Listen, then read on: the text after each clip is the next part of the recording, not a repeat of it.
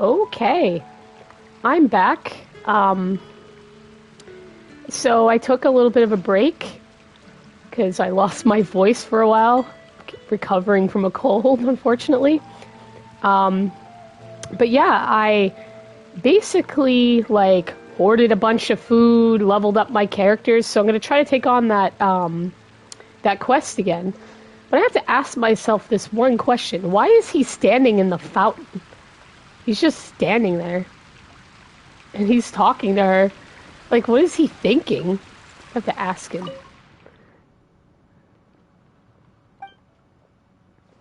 What are you doing?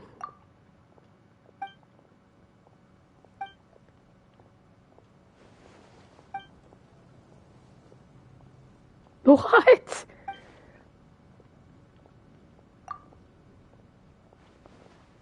Okay, so there is a method to him standing in this fountain. Okay.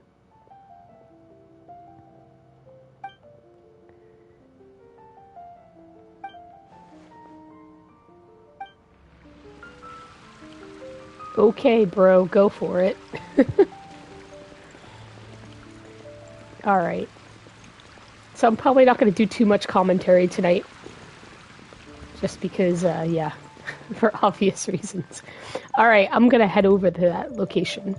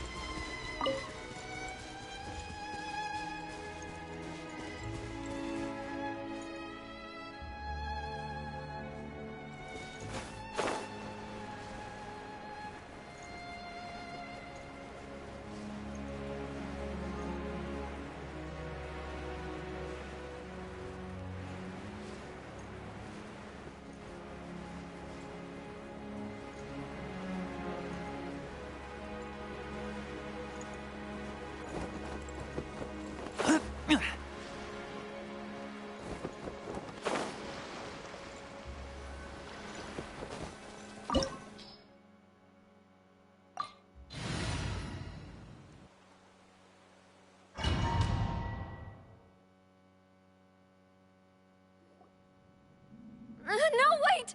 Just a second! Hey, Navia? You're awake. Good.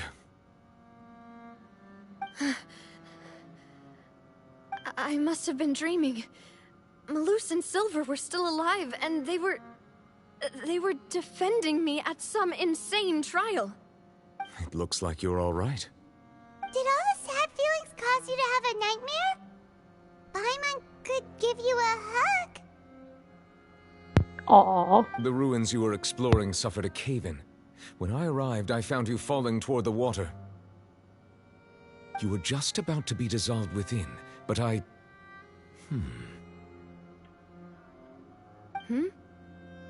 What is it? I think I saw 2 Oceanids protecting you. It was only for a moment, perhaps even a fraction of a second, but they gave me the chance to retrieve you. Were it not for their intervention, I would not have been able to rescue you before your consciousness dissipated. Wait, did you say Oceanids? You mean like what happened with Vache? Perhaps those 2 Oceanids were the people you saw in your dream. I always told them that they didn't have to protect me. To think that they'd keep doing so even after death. Go, Shades Man, go. Please come with me.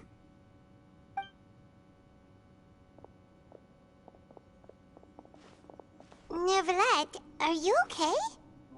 Hmm? Oh, I am quite all right. Perhaps there's something we could chat about? Why do you look so stiff all of a sudden? Oh, Paimon knows.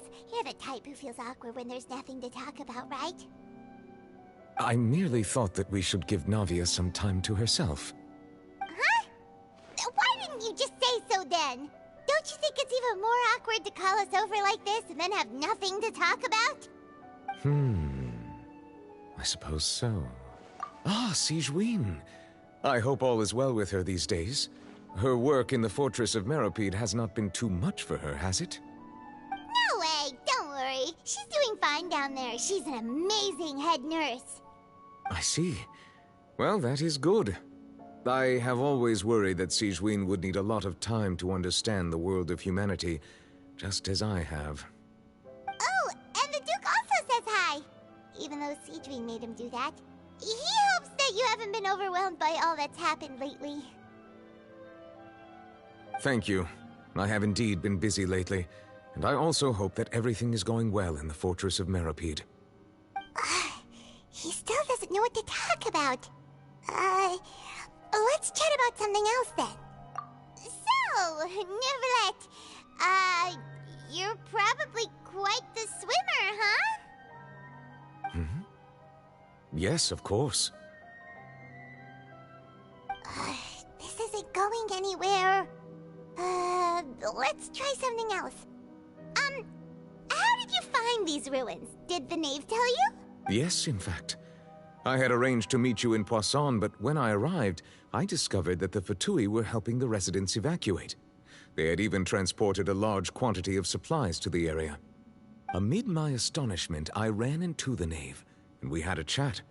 She informed me that she had asked you to investigate the ancient ruins here. Yeah, we originally planned to meet up with you, but we thought you might still be busy with all those official documents. We didn't think exploring the ruins would take very long, and who would have thought you'd wrap things up so quickly?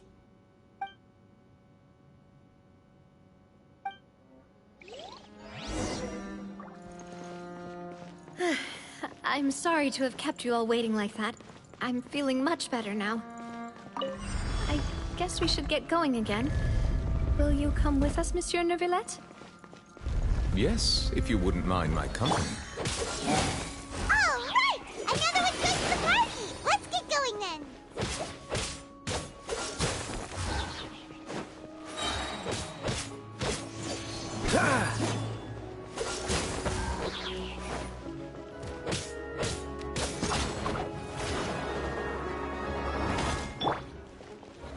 No escape!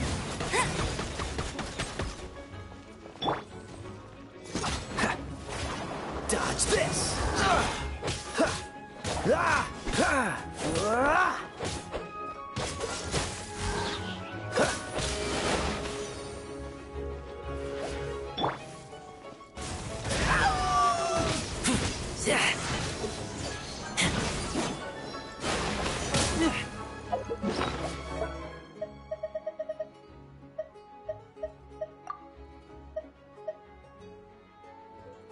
I just want to show for a second how much food I got.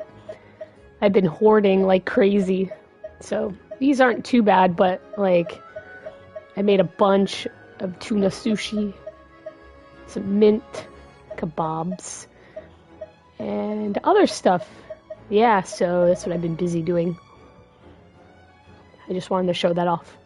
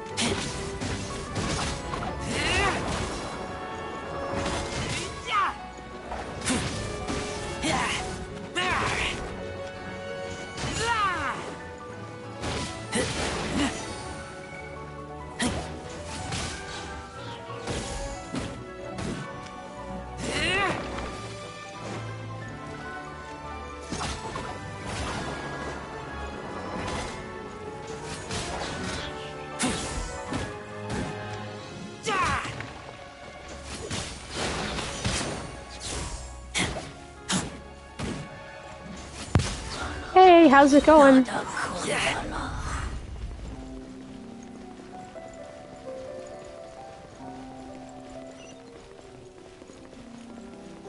Alright, I remember I have to like run really quickly.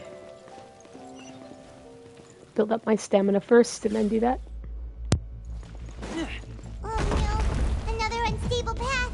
Watch your step.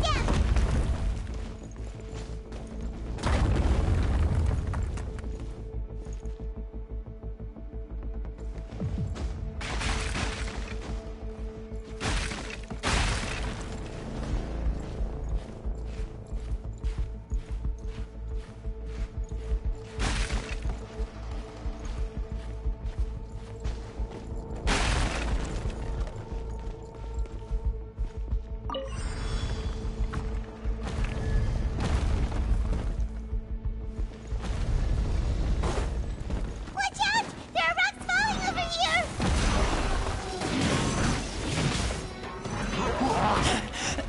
I taste blood.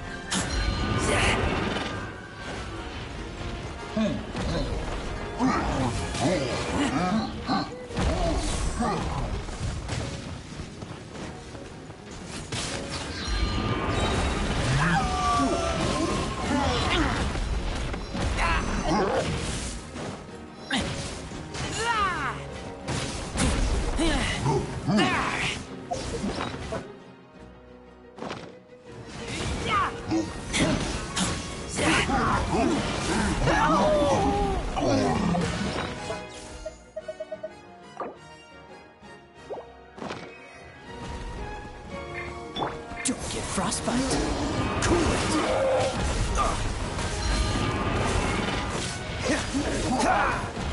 Don't push your luck.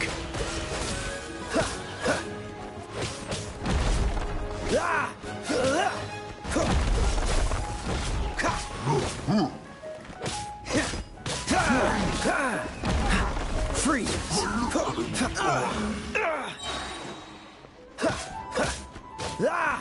Cool it.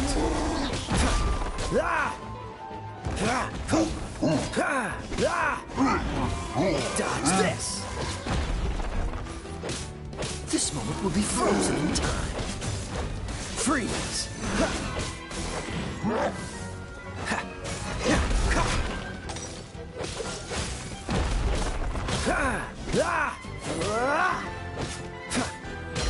Dodge this.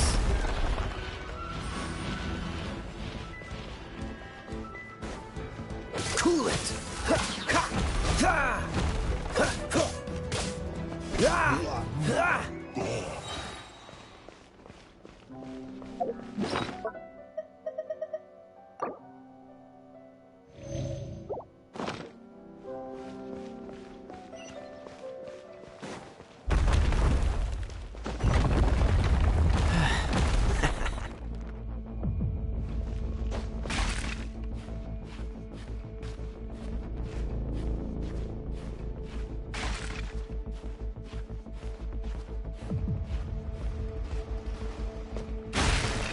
Seems we're almost at the top. Keep it up!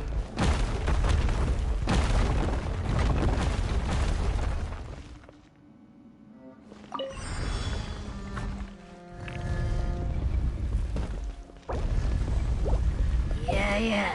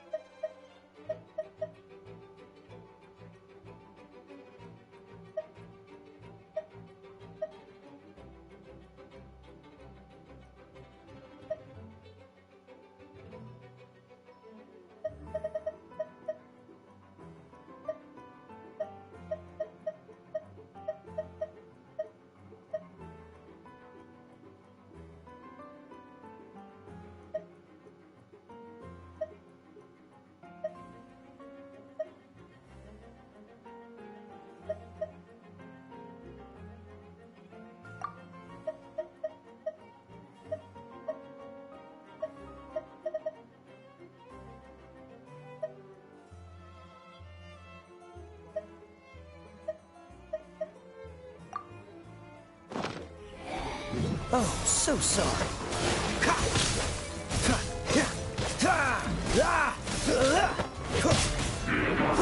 No one escapes my sight! Ugh! Hey, get him! Dodge this!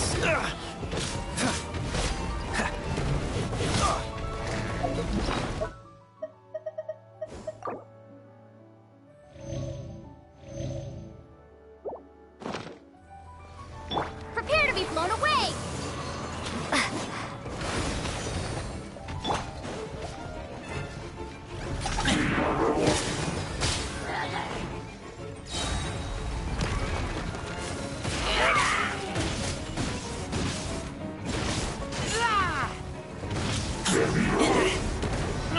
I kill you!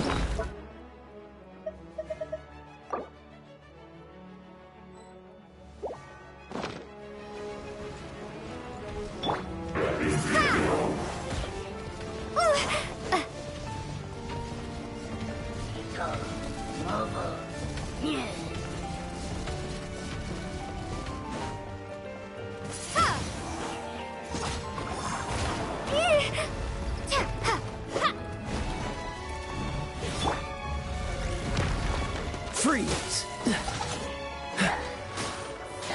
Don't push your luck. Cool it.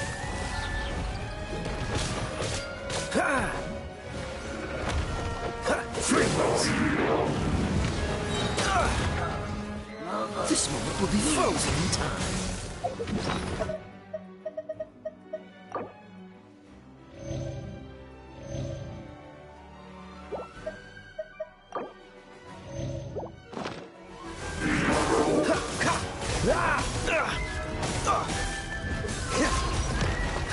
Dodge this!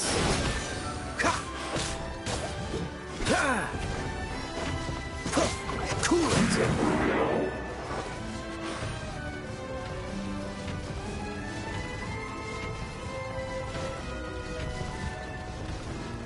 Freeze!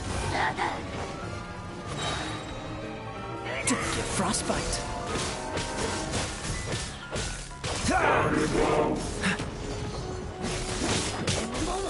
Cool it! Don't push your luck!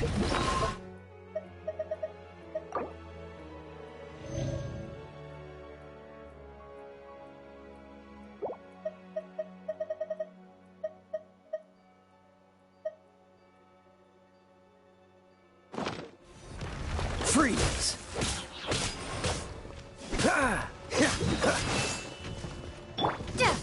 Windblade!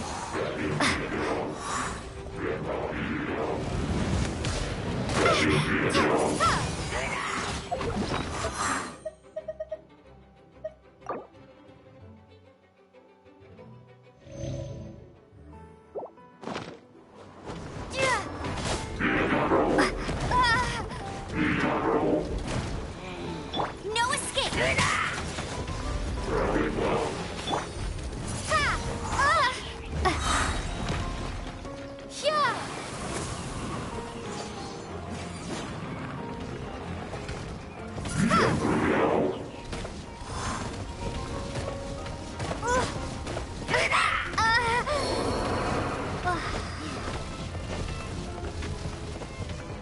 Cool it! This moment will be frozen in time.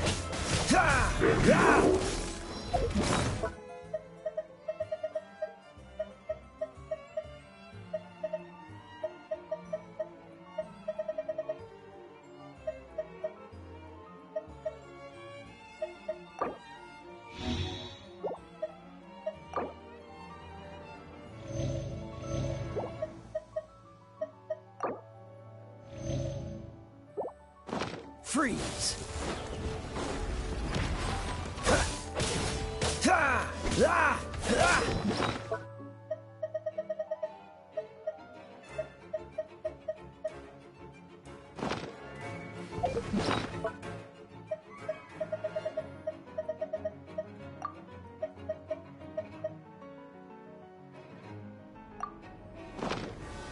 Dodge this!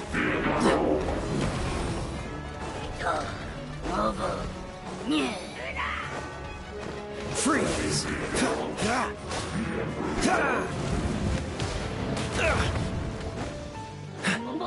Cool it! Oh, so sorry. Freeze!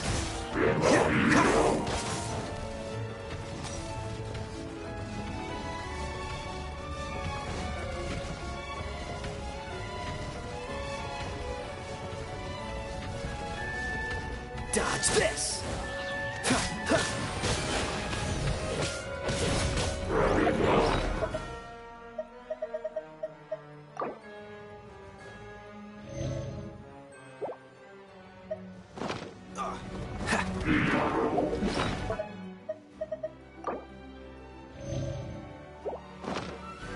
Freeze! What's the hurry?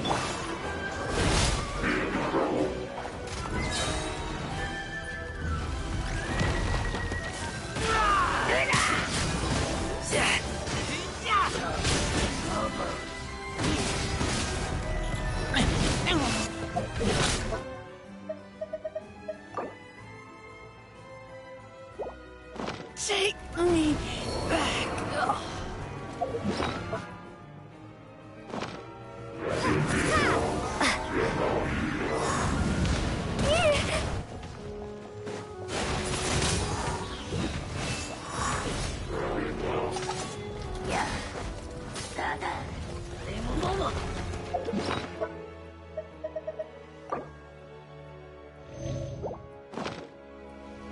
Windblade!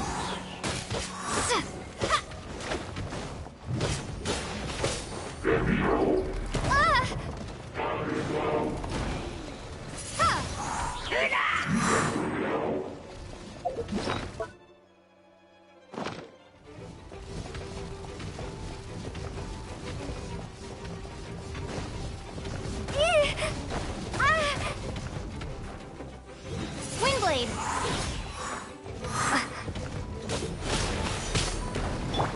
Dodge this! This one will be frozen in time.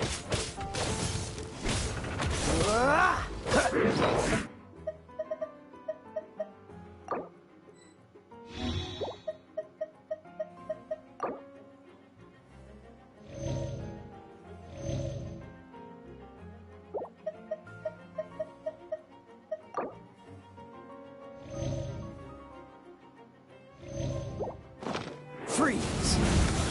Don't push your luck! Be gone!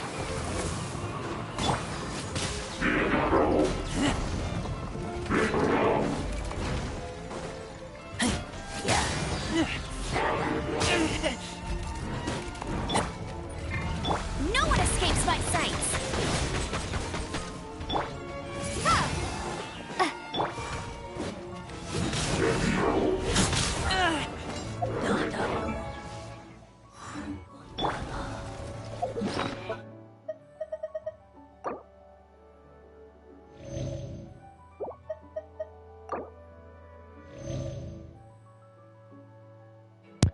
So we've got one down so far. That's good. Let's see.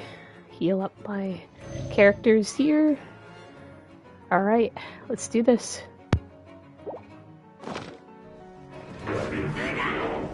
Windblade! This is not the end.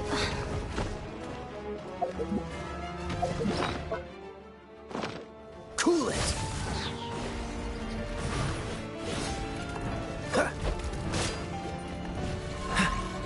Freeze!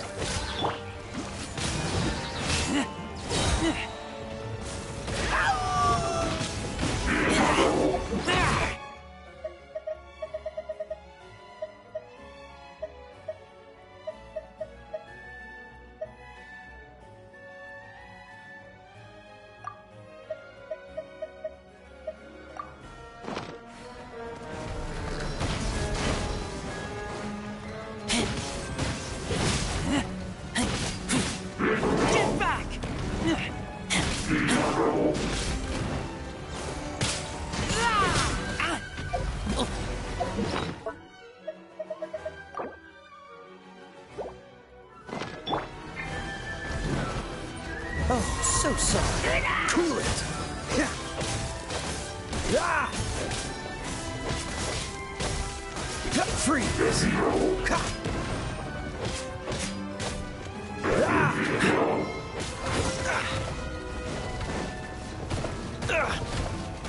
I'm not done.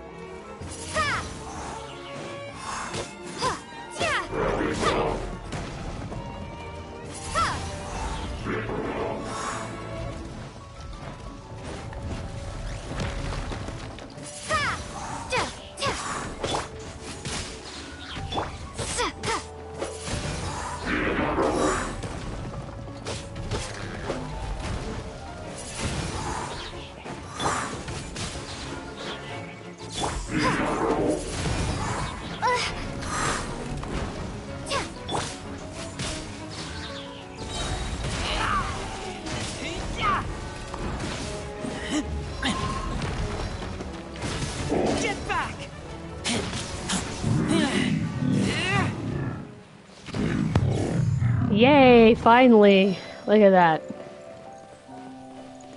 That took a little while.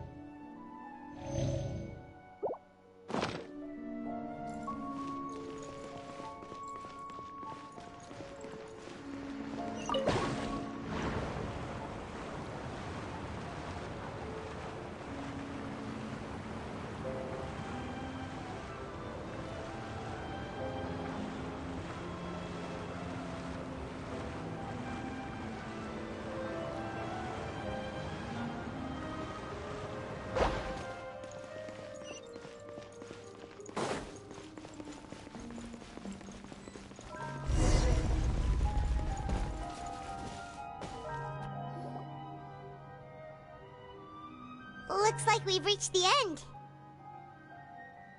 This is the place? There should not be any other hidden spaces in the vicinity. The path sure had some twists and turns, but it turns out that this place isn't actually that big.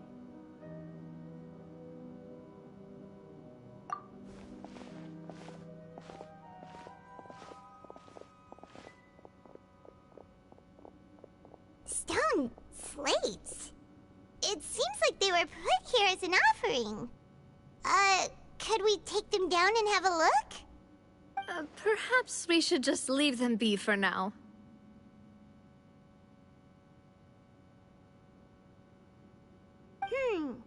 There are 4 locations in total, but only 3 stone slates. The slate that should be in the first empty spot is missing. The surrounding walls also show signs of damage. There's something written below. Let Paimon see. Reason dictates that this nation be destroyed. I shall record the history of its future here in its past. Say what? It feels like someone left these slates and these words here for a purpose. But does he mean that Fontaine should be destroyed? That would fit the circumstances dictated by the prophecy, yes. Indeed, the slate's contents correspond to it. Take the second slate, for example. There's a person kneeling here. She seems so dedicated. And there's a whole bunch of other people behind her doing the same. She's facing this... what is this? Some kind of island in the sky? And is that Lady Furina in the third image? Did the Hydro Archon fall into the water? And is that a ring of people around her? Paimon doesn't quite get it. Are they all in the water? The fourth image. I know this one. This exactly matches the content of the prophecy. The people will all be dissolved into the waters, and only the Hydro Archon will remain, weeping on her throne.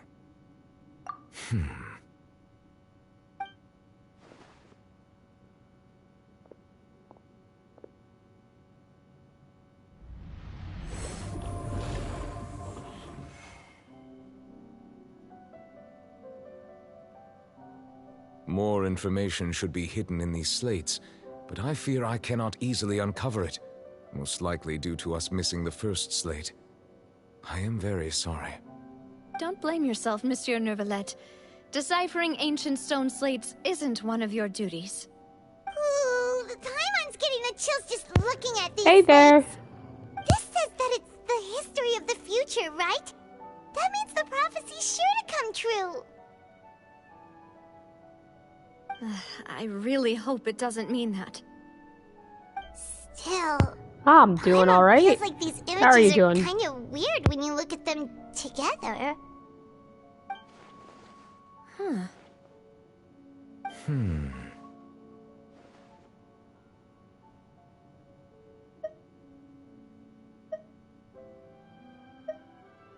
That's right! If the images are in chronological order, shouldn't the fourth, the waters drowning Fontaine, come before the third? Where the Hydro Archon herself falls into the water? And yet the order is reversed here.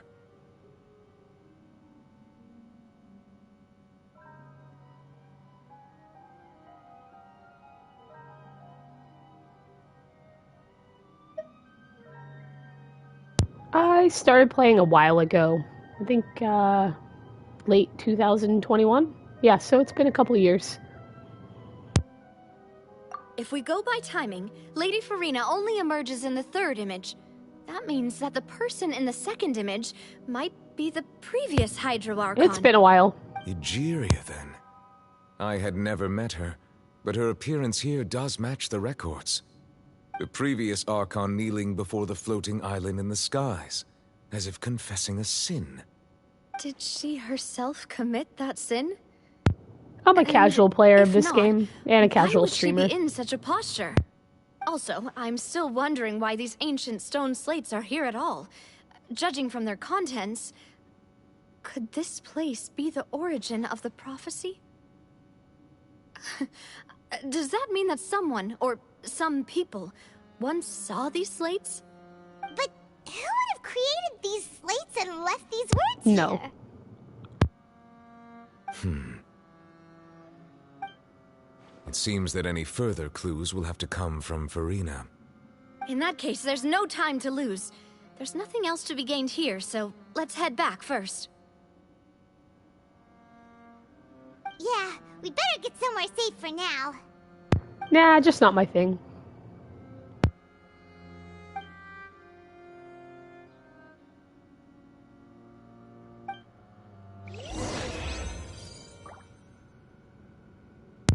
Look at that, we're done. Let's go back.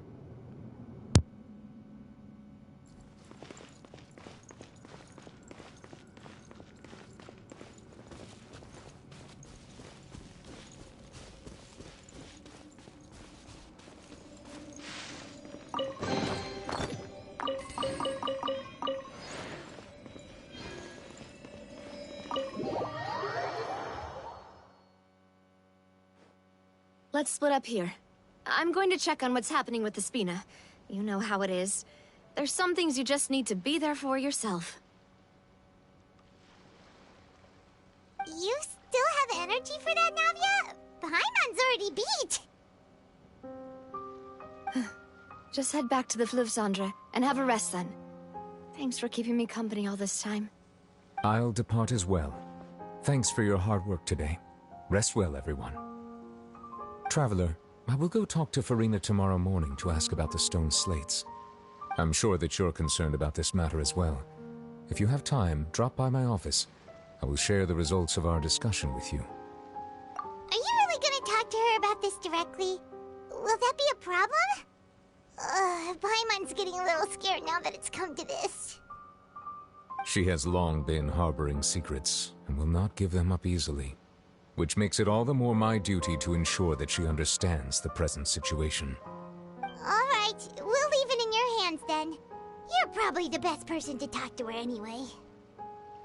I will be carefully considering my words tonight.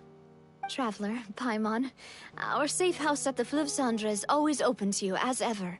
So please don't think you're an imposition. Alright. I'll be on my way then.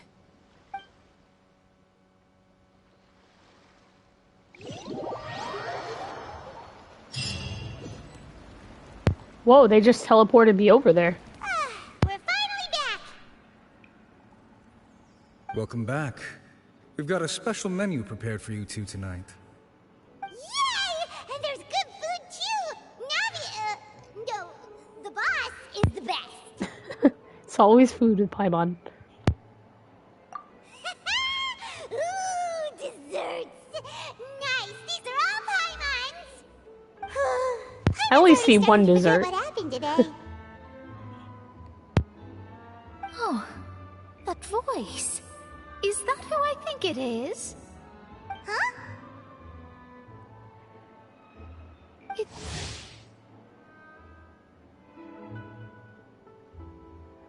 Okay, we have a new character. Let's see. Mana.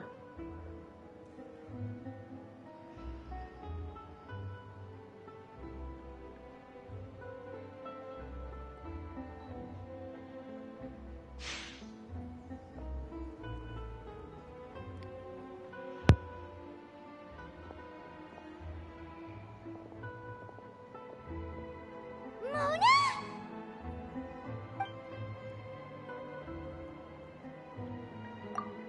Seriously, nobody just uses a scry glass whenever they've got time to just see who they'll meet on the road.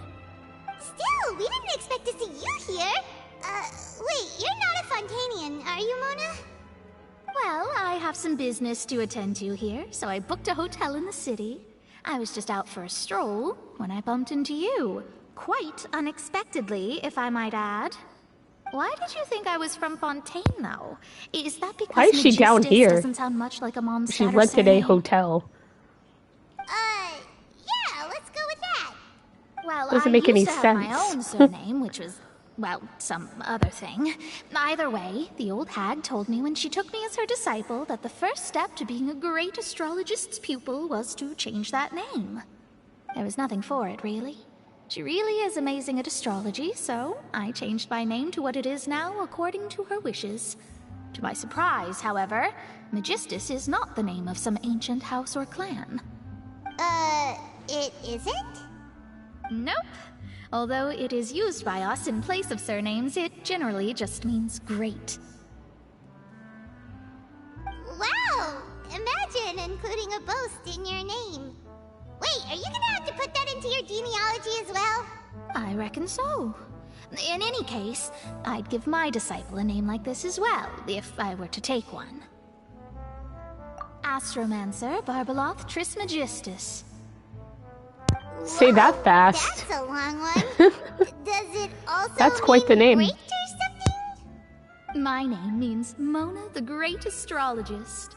As for the old hag, hers is, in plain speech, the thrice as great Scholar of the Stars. Just take it as a title specific to astrologists.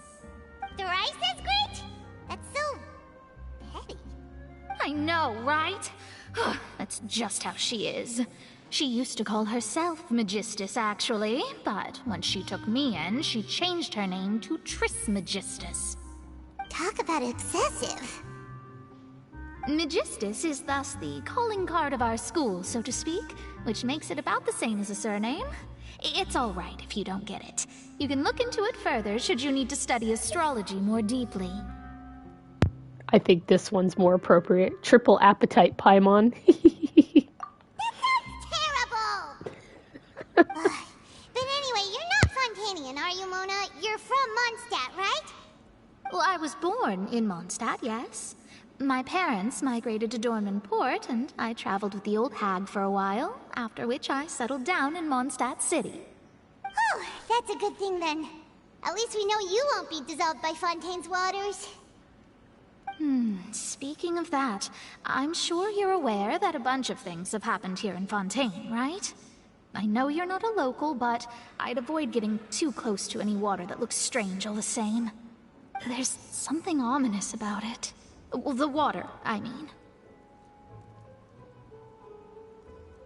That was the main reason, yes. Just a while back, the Steambird invited me to take part in a panel and speak about the circulation of the prophecy as an astrologist.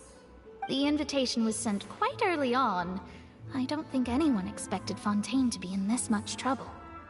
What do you make of that prophecy, Mona? Just tell us what you think as an astrologist. Your word would go a long way to make things more certain and less scary. What I can tell you is that I'm an astrologist, and that this prophecy concerns the fate of Fontaine, even that of all Tevat. Ascertaining this is akin to reading the fortune of the whole world. I'm afraid that this is not something that just anyone can do. If I could do it, you would no longer call me an astrologist, but a visionary. But on the flip side, the prophecy is so huge and powerful that it must surely come from a powerful visionary. Its contents involve the fate of the world. Disregarding it would be a mistake. A visionary? Sounds really powerful and all, but does such a person really exist? Of course. The old hag could do it, and I'd bet there are others amongst those Hexenzirkel colleagues of hers who could do something similar. Huh? Are you sure? All right, I'll help you. It isn't often that I see you with such a serious look on your face. I'll tell you once I hear back from her. Thanks, Mona. You're amazing as always. Oh, well, this is something only I can do after all. So yes, your praises are quite welcome. That's the greatest of astrologists for you! Of all the people we know, you know the star's the best! Indeed, indeed. That's the spirit. Oh, sorry. I came to see what all the commotion was about. If there's anything you need, do not hesitate to inform the Spina di Rosula. Oh, whoops. Guess we were getting a little too carried away there. Well, I'll go tend to my own business now. If I receive any news, I'll be sure to come find you two again. What an And there odd she goes, character. quick as rushing water. And here we are with the Spina guy giving us suspicious looks. I'm gonna blame Paimon. She needs to keep it down. If Paimon hadn't spoken for you, it'd be you getting all the weird looks. The things Paimon does for you. That's more like it. She's the one screaming about cake and desserts. Good morning. To be honest, Paimon's still feeling kind of sleepy. But it's time to get up, Traveler. We agreed to go see Neuvillette, so let's pack it up and get going.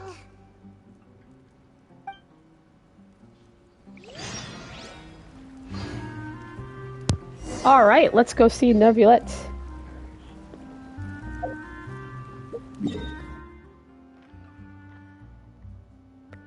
I'm gonna go to the Statue of the Seven and heal up.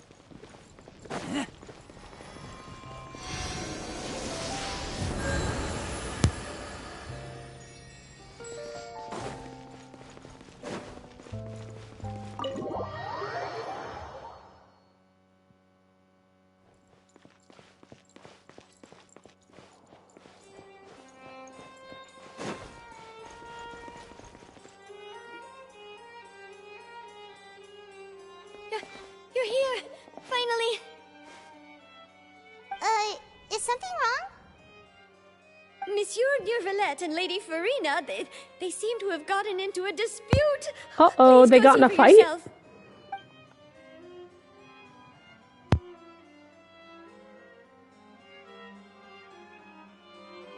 Like I said, I've already explained everything. And yet the problem has not been properly solved. There is little space for excuses between us. It is not my intention to offend you, but please, tell me where you stand. You are the Hydro Archon Focalor, are you not? Look at this. This is a list of the victims from the recent Poisson incident.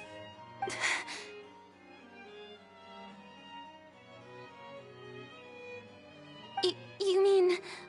they're all... We did not arrive in time to avert this disaster, and I will not have it happen again. I will say this once more. You must tell me everything you know. Yesterday, I found 3 stone slates in some ancient ruins near Poisson. Do you know anything about those?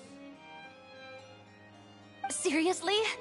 You're questioning me like this is a court case now. I don't know anything about that. But you found them in some ancient ruins, you say? That's correct, which is why I came to ask you some questions. There should have been 4 slates, but one of them was missing. The other 3 feature different images that seem to correlate to the prophecy. The prophecy? The second of these slates depicts the previous Hydro Archon Egeria kneeling before a floating island in the sky, as if confessing something. Do you know nothing of this either? I don't. I've never seen such slates. I'll ask you again. Do you really have no information regarding the previous Archon? My He's putting on deciphering the of pressure. slates indicates that the Hydro Archon Egeria once She had needs to spill the confessed to beans. or apologize for a certain sin. If anyone would know about it, it should be you. All gods don't have the same secrets, you know. She was herself and I'm me. Is it really so strange that I know nothing? I understand your concerns, but I'm sorry. I just don't have anything to tell you. Forgive me for saying this now, Lady Furina, but I have long known of your various secret investigations into certain matters. There are several indications that you have been investigating the prophecy on the sly. This is not strange in itself, considering that you are the Hydro Archon. But it is strange that you should also claim to not know any of Egeria's secrets, as well as do nothing following your inquiries. You have never been as superficial as you have presented yourself to be, nor are you a fool. And yet, your behavior is very inconsistent.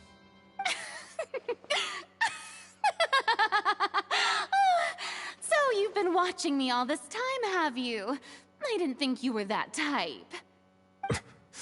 You... Well, since you know about my secret investigations, then you should know I'm actually working to take care of it. There's no point questioning or suspecting me. You're the Eudix, but you're still my subordinate. You should be following my lead. Just trust in me, you're Archon, and do as I say. Never mind whether you can truly convince yourself to or not. It'll all turn out fine. That's all I have to say. We do not discuss this matter again. Oh, the opera's about to start. Toodles! She's so bizarre.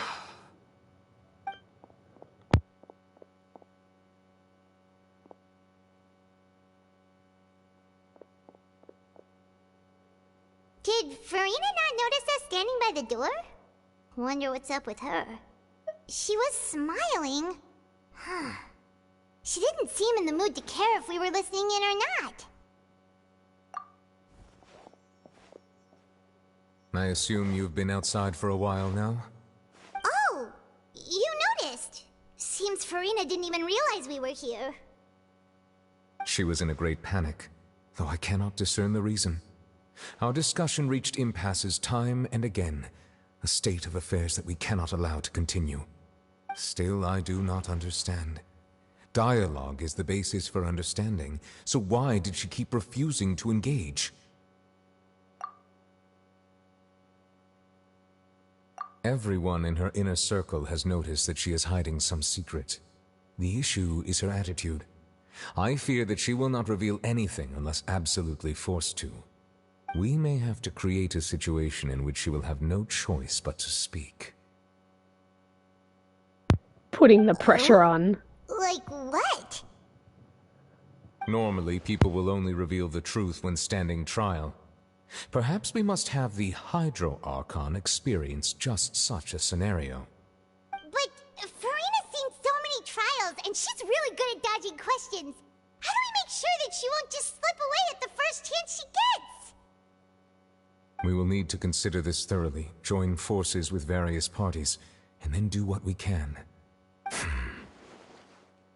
If at all possible, I would prefer to recuse myself from this affair, but we must prevent the prophecy from coming to pass.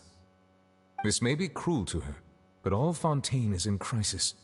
The information a god possesses is too precious, and so we must take a chance on this. But who will lend us their aid to do such a thing?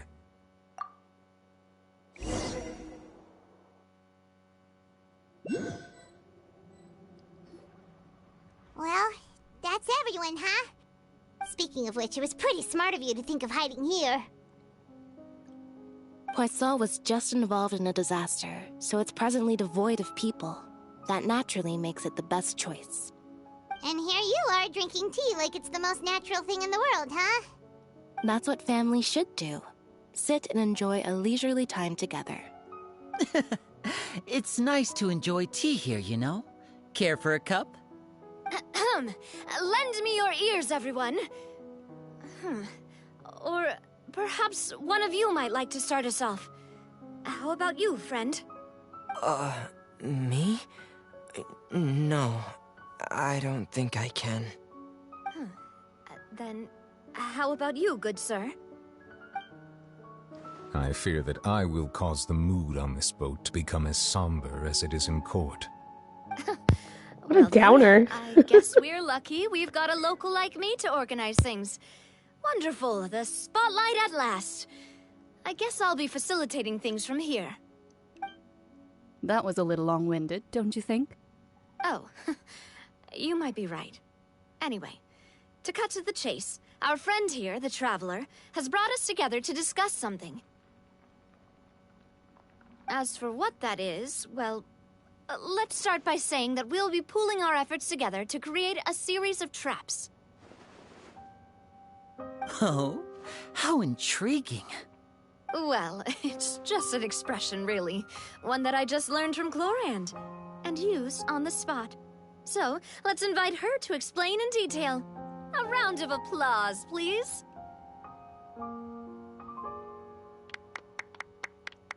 Huh? Didn't you say that you would be facilitating this?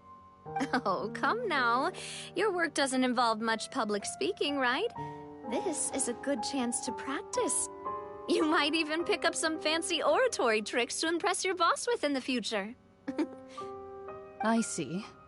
And what does my boss say? He is glad that you consider him your boss. Do go on.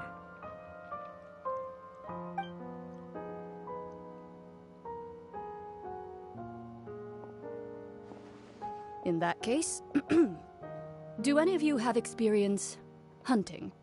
Not that I recall. Fremine and I once used a wooden stick in a basket to catch wild rabbits when we were younger. As for Lynette, oh, right. You were sick that day, weren't you? I've also gone diving to catch some fish before. Does that count? I'm afraid not. You may or may not have heard, but Fontaine once played host to a group known as the Marechaussee Hunters. Though that was their name, they did not hunt animals, but rather various monsters left behind by the ancient dynasty of King Remus. Today, Fontaine's monster population has already thinned greatly, so the hunters have blended back into society, taking up arms in other lines of work. They even left a unique methodology of hunting in their wake. A trap comprises of the following components: bait, a trigger, and a containment device. Sometimes a lethal implement will also be necessary to deal with the prey. So, if we were to build a trap together, right now, what would you choose to build it with? For me, I would prefer something basket-shaped. Pigeons and rabbits will see the bait and naturally enter the snare. Our line of work requires a deft hand, and we're some of the best in the industry, so you can count on our techniques. You used some of those techniques while moving the people of Poisson, didn't you? My subordinates mentioned that you even performed some magic for the bawling children. Yes, and I even managed to gather some intelligence in the meantime. I'm quite the multitasker if I do say so myself. I'm afraid I can't claim that as my strong suit. I prefer more stable methods, like placing bait in the water and waiting for the fish to come within reach. That's the kind of method I would count on. Calm and steady. Exactly the kind of person who would catch loads of fish. And I can be their assistant. With discretion, I'm sure. I'd probably use some sort of mechanical animal. Papa once bought me some small clockwork squirrels, mice, and such. When placed in the forest, they can attract others of their kind. I remember that you liked those too, didn't you? I did. And that would be a good way to go about it. If they're realistic enough, animals of the same kind will follow them all the way to the trap. What about you, Monsieur Neuvillette?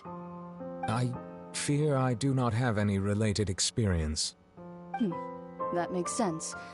You usually solve problems directly, without the use of any such tricks.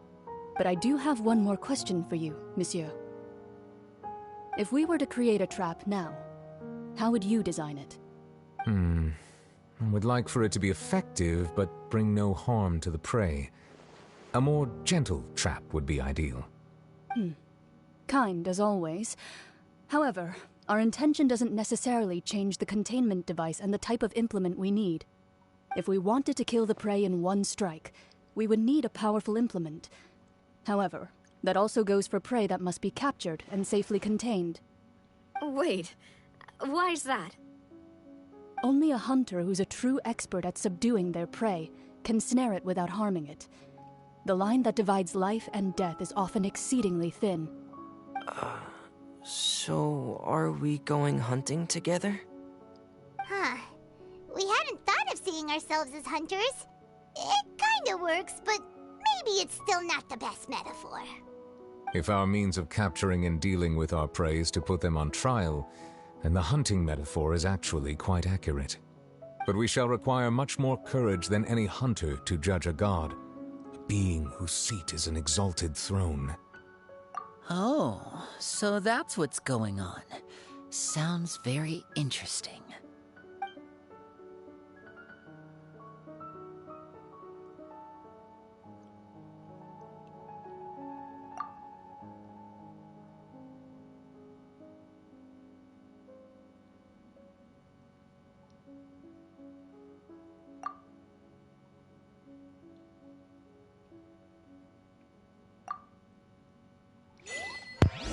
Thanks. All right.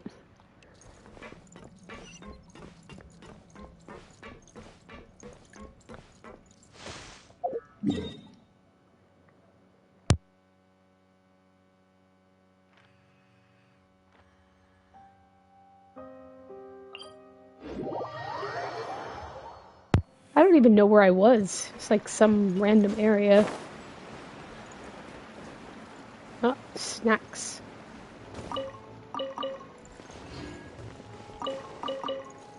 cabbage. Yum yum. Giant cabbage.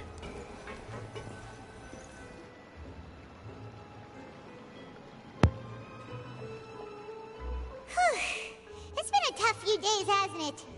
So much has been happening. Paimon didn't think the meetings would go on for so long, but everyone seemed pretty fired up, huh? Paimon thought they'd be at least a little frightened.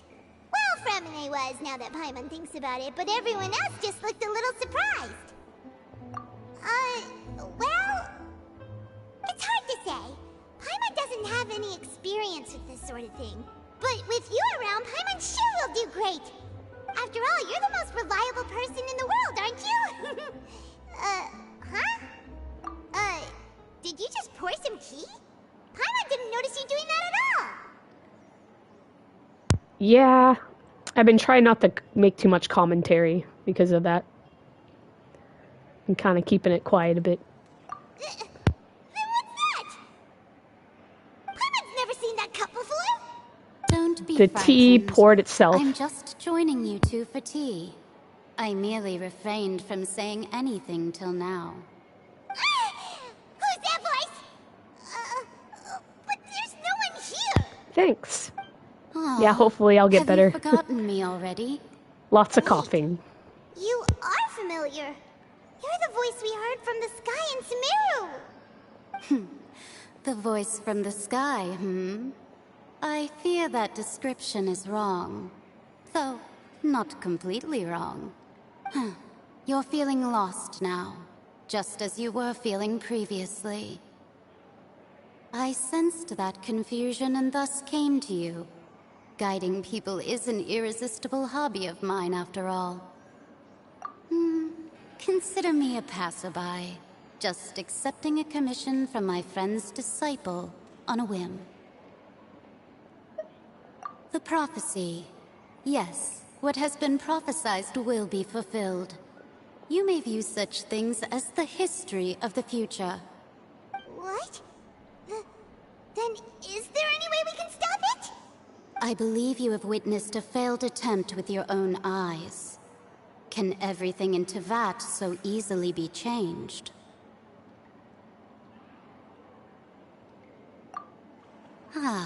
So you've caught on. Just as prophecies are usually only the future as seen from the perspectives of the gods, could things be happening in hidden corners where the gods' gaze does not fall? Are the things that you shall see different from the fate that the gods perceive?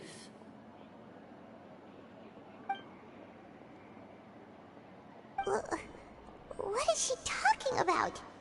It all sounds really impressive and important and stuff, but it also sounds kind of scary. I believe that you understand, right? Some things are insignificant, but others you must reach out to change. Ultimately, fate shall serve as your only guide, no matter what will happen in Tevat's future. It sounds like the same voice All actress you as need Furina. to do is to play your part. This was good tea, by the way. Thank you for your hospitality. Well, that'll be all for today. The voice. It's gone.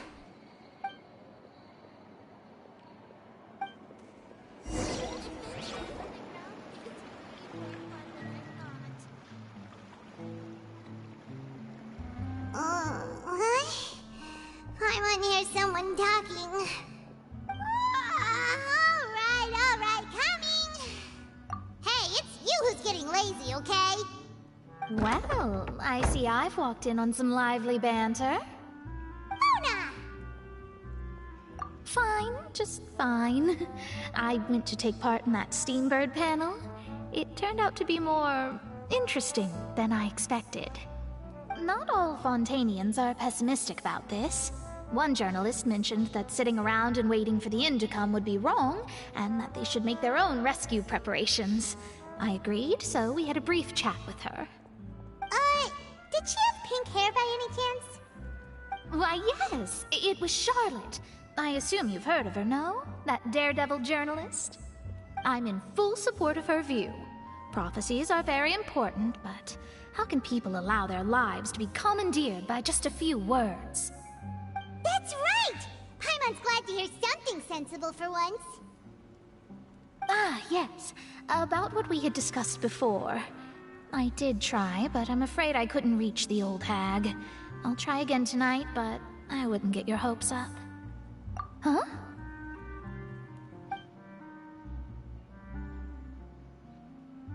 Goodness gracious. Are you serious? She said that even the god's gaze has blind spots. Pretty bold if you ask Paimon. Most people would believe the gods to be all-knowing, right? The Hexen Circle members are certainly anything but ordinary. As for the mage named N, the old hag has mentioned her a few times. She said that N's sense of direction is incredible, and that she loves guiding those who are lost. But I've never met her, and if she were still alive, she'd be... well, suffice it to say that the hag's at least a few hundred now, and N's been around for longer than that. Whoa. The Hexen Circle sounds like a scary group. But they must really stay in shape to live so long. Their abilities alone are pretty terrifying. If she came to see you personally, then the problem you're facing must truly be of great importance. Well, it's not like Paimon could understand anything she said. Yes, she was quite cryptic, but I suspect she means that there is still a way to turn things around. She didn't say when or what that would be, though, so... perhaps it is something that you cannot know right now.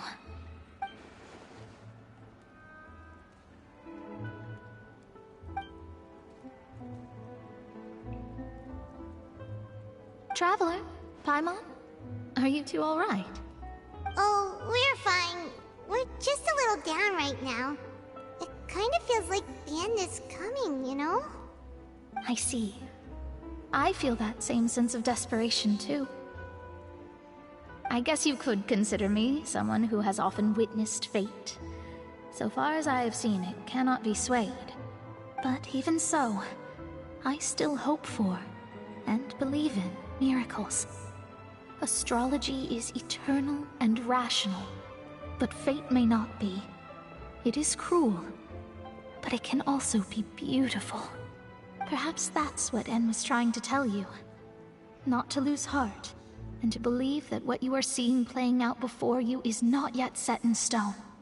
I did originally think of steering clear of all this, but I couldn't. Even if this is all futile, I still wish to help everyone. If we don't struggle to the last, then how can we face the end when it comes? Huh. You do have a point. There I go, talking about astrological principles again. Sorry about that. The moment I start talking about work-related stuff... I need to get going. It was worth trying to comfort you, even if only a little. I believe that you'll help those who are struggling in the same way I did. I suppose that might be why we always seem to meet by coincidence. Paimon feels kind of moved by what Mona said. But also kind of sad, too. Hey, Traveler. Paimon suddenly feels like going outside for a walk. Let's go. Since when does Paimon walk, really? City, shall we? She's going out for a quote-unquote walk. More like a float.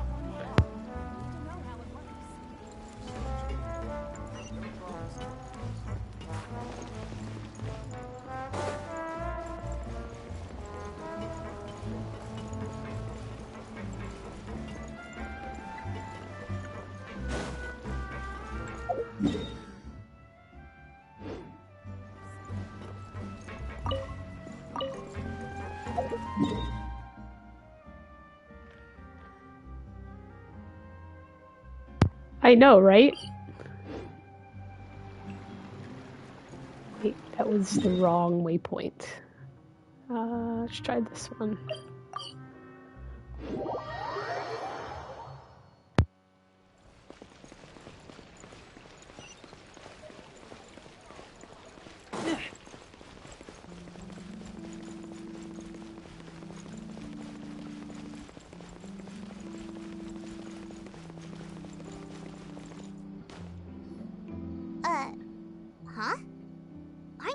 written music in is this nice. newspaper. What's going on? Let We're Paimon famous. see. The underwater stronghold, the Fortress of Meripede, has continued in its noble autonomy, but that does not mean that others cannot interact with it. My recent attempts to enter the fortress bore little fruit. Huh. Guess Charlotte still hasn't given up on that. Thus, did an Outlander friend become the focus of this report? A blonde adventurer with their white fairy, legends trailing in their wake. It is said that this mysterious traveler once visited the underwater fortress. So while the fortress's interior remains a mystery behind closed doors, do not fear, for the tales of the traveler contain surprises in spades. Journalist Charlotte's biggest scoop yet, the Traveler's Trail, World Walker. Huh. Charlotte took so many awesome photos of us and we never even noticed her.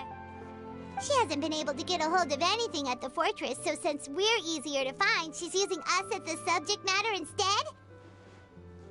Ugh, seriously? Well, fine. Those headlines and photos do look cool, so Paimon will forgive her this time.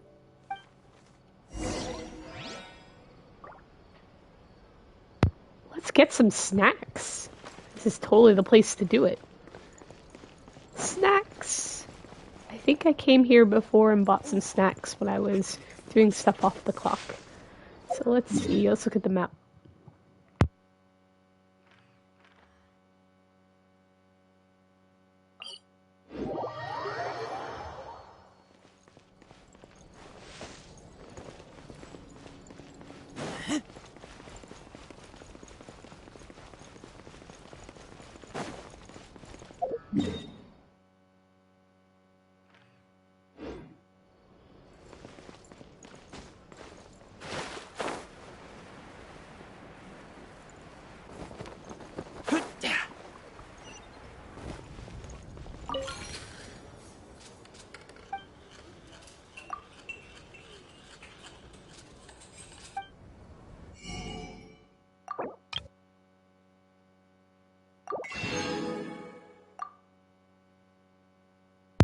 Hey, how's it going?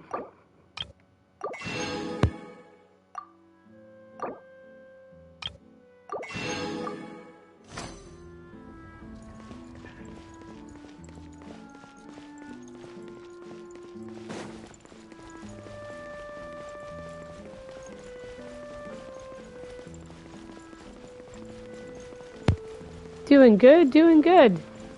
Yeah, just finally get past a certain part in this game that I got stuck on last week.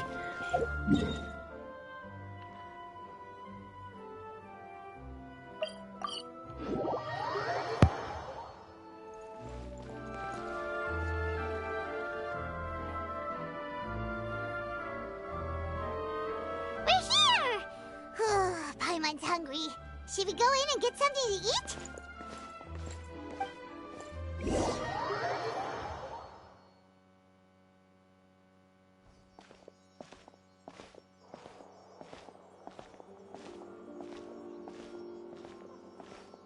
Hey, quick! Look! That's the limited edition, only 16 slices a day cake! Yes, it's this. It was the part before this. It was like the tower fight in Fontaine. There's a tower fight before you see the different slabs.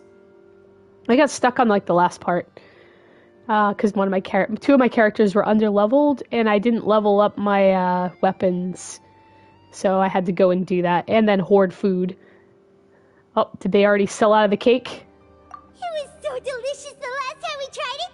Despite the tense situation we were in, let's give it another go. I'm sure it'll be great. One slice of cake, please. Oh, it's gonna sell out. Someone showed up after all. Oh, wait, you're the one from the Palais Mermonia. Oh, are you here to buy cake too? It seems Monsieur Nervalette was right. You really can eat. Whoa, Paimon has a reputation. Like that? That's right. Even he has his own. Well, I did end up in preferences when it jail comes like to that, food. so. As for me, Paimon, I love the eat cake too much and coffee cake. here. Do you come here often? Usually every day. Every day? It's part of my daily schedule, apart from work. I shall have my cake and coffee. Then what if someone told you one day that this place would be closing soon, and you wouldn't get to eat cake here anymore? What would you think? But Wow, why would it Paimon, you close? just got depressing. Well, Paimon doesn't know either, but maybe Oh. the waters will rise tomorrow. You know, like in the prophecy. Wow, Oh, depressing. the prophecy.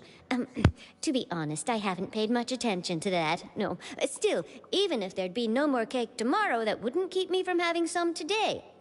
No. It's the same for eating in general. You might not be able to eat tomorrow, but if you can do so today, then you should carry on. That's what people call living, you know. I like this character's perspective. Don't Eat all be the cake sad. you want today. Excuse me, could I have Because you don't know two if you'll more be able to slices eat of it cake tomorrow. go? These 2 slices are for you. Sijuin said that Aw. this kind of expression you're making is what humans call being sad. Oh, you know Sijuin? Sijuin. I sure do. She was born Is she a before playable me, and character? she sometimes comes to the surface to teach us things about humans. Humans. She said Humans. that humans are creatures that are saddened easily. Yes, and you can only lift their spirits by feeding them delicious food. So That's please kinda try true. the cakes here. I've got something else to do, so I'll be going now. You two try to stay in a good mood after eating, all right? Bye.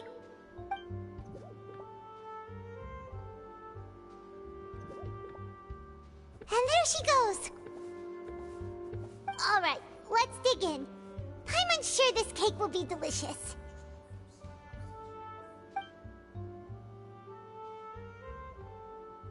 It's more delicious than last time, and the flavor gets even better with a sip of tea.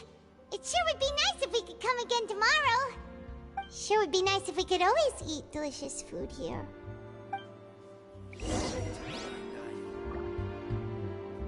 That's deep, Paimon. Real deep. It'd be great if we could always eat delicious food here. Oh, we're near the Steambird office. Let's go look for Charlotte and have a chat.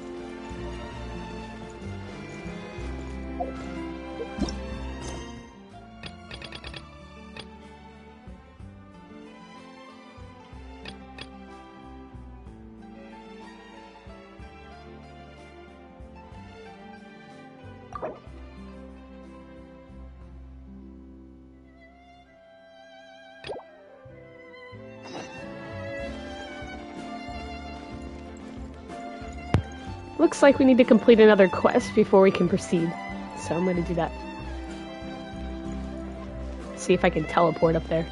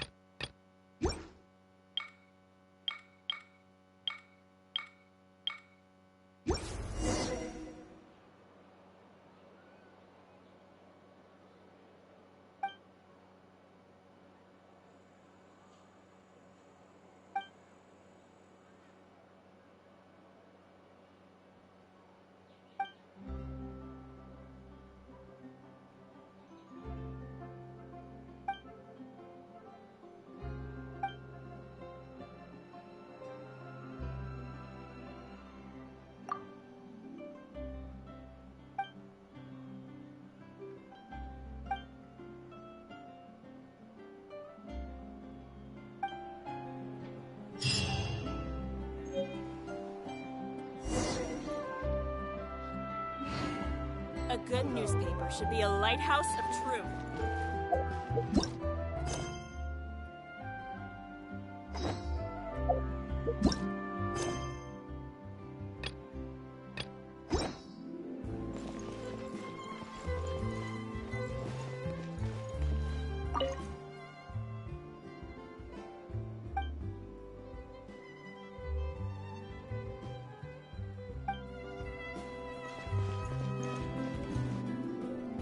Wow! If it isn't the Traveler and Paimon! Oh, have you seen the article I wrote about you? Ha! You've got some nerve! You just used us to make some quick mora! Oh, you needn't worry about that. I heard that you were in Poisson some time back, so I sent you a letter to discuss just that. It appears you didn't receive it, though. It's all right, though. I've set aside the amount intended for you. I've even set the table with some food. Really? Oh, you're the best! You're almost a little too easy to win over, Paimon. If I were a journalist with ulterior motives, you'd be in trouble now, you know. Oh, Paimon knows you're not like that. Still, what brings you here all of a sudden? Were you looking for me? A friend of ours met you a while back, and when she mentioned it, we thought of coming to see you. Her name's Mona. Ah, so you know Miss Mona as well. She's a guest columnist for our paper. Really good one, too. She's so young and already such a brilliant astrologist. So she mentioned me? What did she say? She said that you're a real daredevil of a journalist. Nice. In which case, can this daredevil journalist dare to request an exclusive interview with the legendary Traveler and Paimon? Huh? So your article in the paper today doesn't count?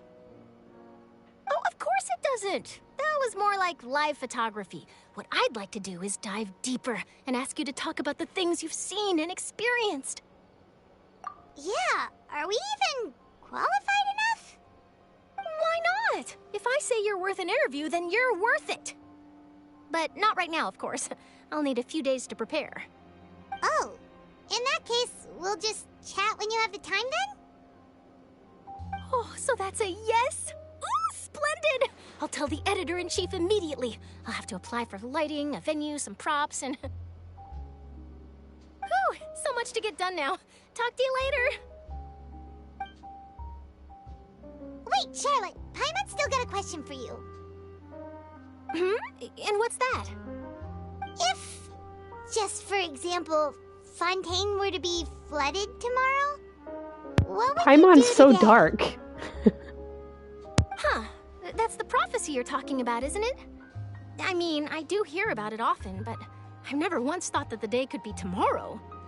If you're seriously asking, then I might try and think of a way to leave Fontaine. Oh, but I'm still a journalist first and foremost. That means I have a duty to be reporting from the scene. And secondly, I wouldn't forsake my homeland that easily. From what I've seen, most people don't know what they'd do should the worst come to pass. In truth, it might be better just to behave like normal rather than worry over such an end. So in all likelihood, I'd probably still be prepping at the office for that interview of ours. I know what you're thinking. That sounds a bit sad, but I've always believed that it's best to do what you enjoy. Just think about it. If So this positive. nation really were to be suddenly Good stuff. destroyed tomorrow, but I still successfully finish an exclusive interview with a truly unique person, then the story I would wind up writing would truly be timeless. And then do you know what I'd do? Well, I'd write that story, send it for printing, and use messenger pigeons to get copies out to the various nations as soon as possible. I'm not a dreamer, nor am I a workaholic, but I do love my job, and I'd be proud of leaving such an article behind. I guess you could say that I was born to be a journalist. But anyway, that's my answer. And on that note, I'll get back to my preparations. That's so nice.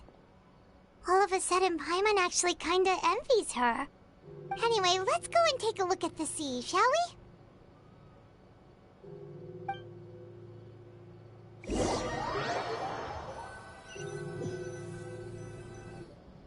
The sea breeze and scenery can be a pretty soothing combo, huh? Nice view. Paimon's been thinking. If it wasn't Fontaine, but all of Tevat that would be destroyed tomorrow, Where would we go and what would we do? No, Paimon should ask, if you could choose, what would you like to do?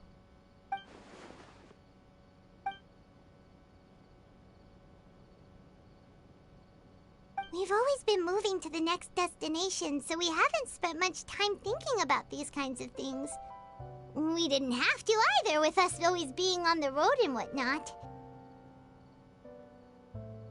You mean, still traveling? Huh. Wait, isn't that what we've always been doing?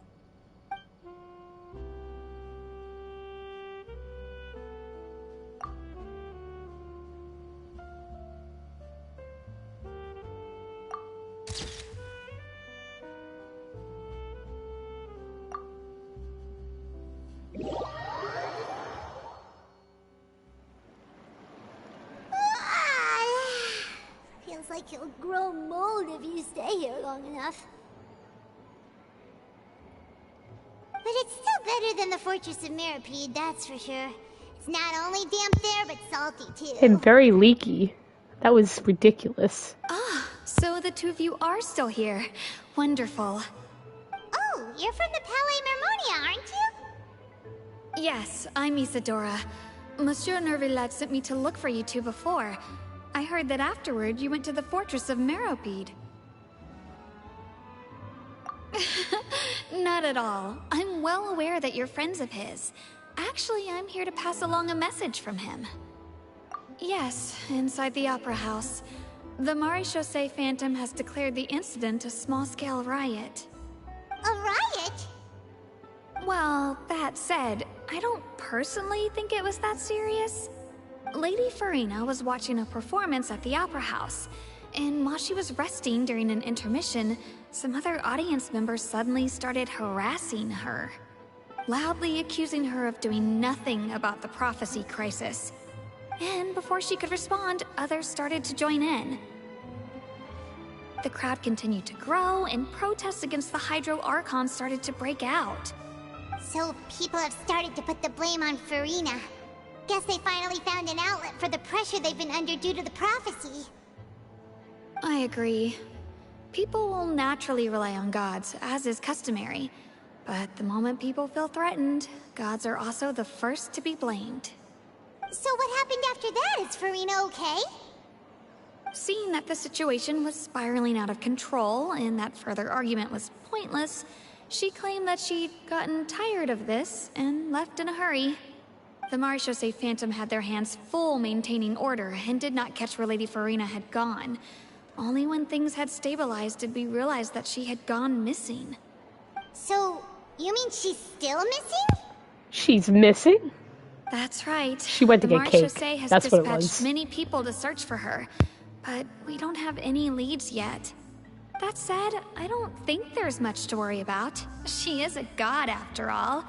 Even if she were to fall into the hands of rioters, what could ordinary people do to her?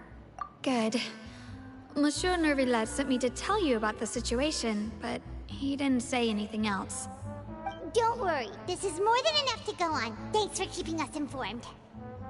Ah, is that so? Well, all right then. In that case, you two take care. I'll be heading back to the Palais now.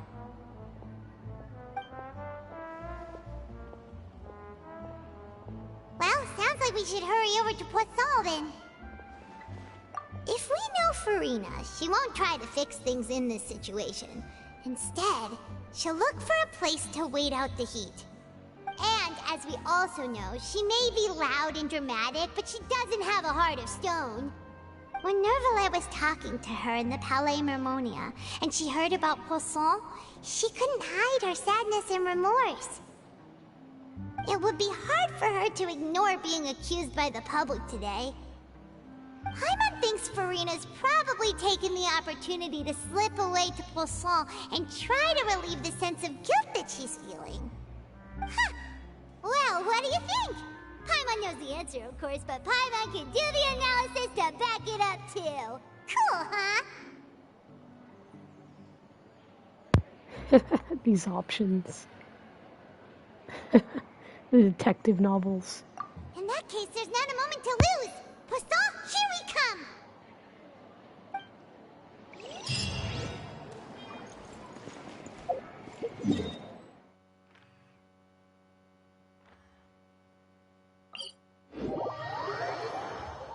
This place looks deserted. Guess all the survivors must have evacuated already. All that's left here are signs of devastation. Could Furina really be here? Let's try to find her as soon as possible.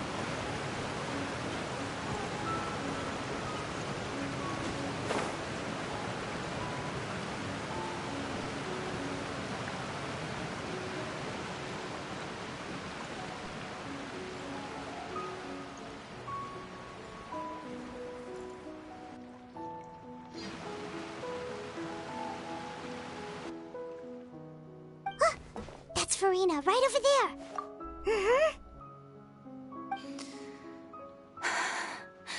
Should I just give up? This is all meaningless. What was meant to happen did happen after all. Everyone's dead. I'm sorry. I am so sorry. Give up, Furina. There's no point in holding out. I'm sorry.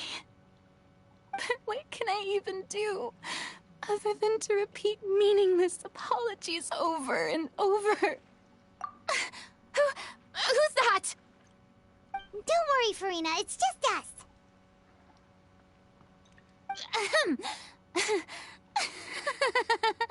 So it is you, blonde traveler from another land. Why, I almost thought you were someone from that mob of my ignorant subjects. Come to kneel and beg for my forgiveness. Furina, you were crying just now, weren't you? The tear stains on your face are obvious. What do you mean, tear stains? Oh, I remember. The show at the Opera House earlier this morning was so moving. I'm still trying to process it. Who did that uncivilized rabble think they were, disturbing my enjoyment of the arts? They even dared to tout their Archon. I must teach them a lesson. I can just imagine their twisted and frustrated faces once they realize that I'm nowhere to be found. Oh, and I'm sure Nouvellette and those people from the Maréchaussée Phantom are freaking out right next to them, too.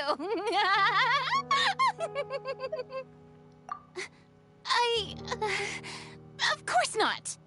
Hey, there she is! The Hydro Archon's over there! Quick, after her! Furina, those people seem to be after you. They are? They're just some rabid fans who want to cut the line because they haven't been able to meet me in person, aren't they? That's against the rules. I can't let them get their way. Furina just ran off! Quick, we have to catch up with her!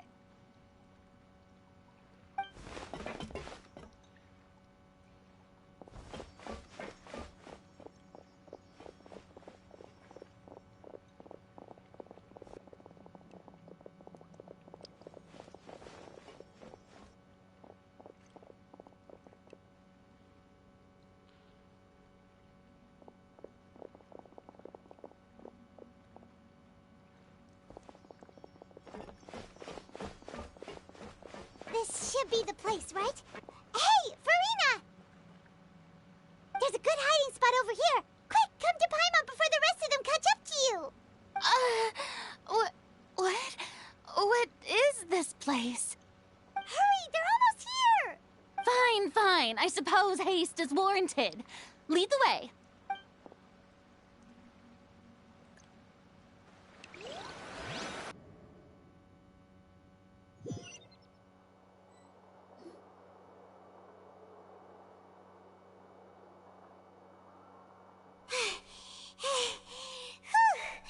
Paimon's exhausted.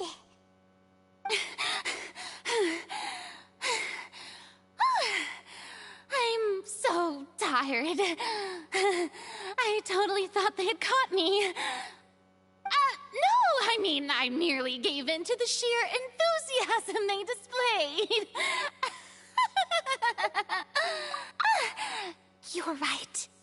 Yep, that's a good girl. What's happening? The ground's shaking.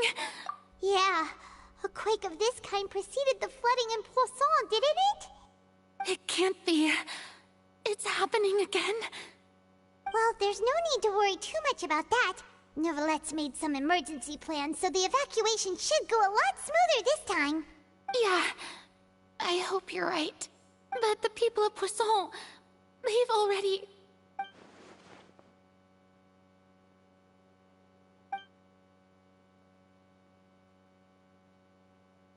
It's true. I've been investigating the prophecy for hundreds of years. I once had informants all over Tevat, searching for clues and feeding information back to me. I've tried all kinds of ways, too, to hold back the sea. Anything to keep the coastline from advancing. But all my efforts proved to be futile in the end. Really, the truth has been clear to me for a very long time. We cannot make an enemy of the divine. No matter what we do, the will of the heavenly principles will have its way, and the prophecy shall be fulfilled. Give up. I do love the sound of that phrase. It would mean finally coming to terms with fate, but also for me to finally be free. Indeed, I've thought about giving up so many times, especially after we almost lost Poisson. Fate is really unreasonable, isn't it? It has no heart and obeys no rules. The prophecy has only just started to come true, and so many people have already lost their lives. But just now, it all became clear to me. I still don't have the right to come to terms with fate on behalf of everyone else. As long as the final moment hasn't come, it's still not too late. Don't worry. I will keep hope alive for everyone until the very end. Well, that's enough for now.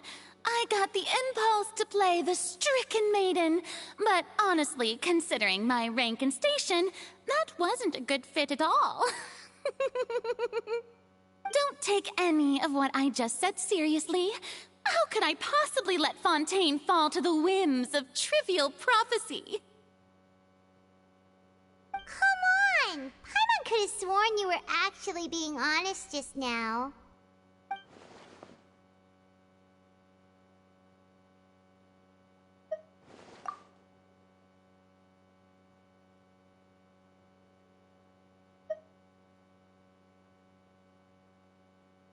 Share my burden. That's impossible. It was fated right from the start that this would be my duty alone.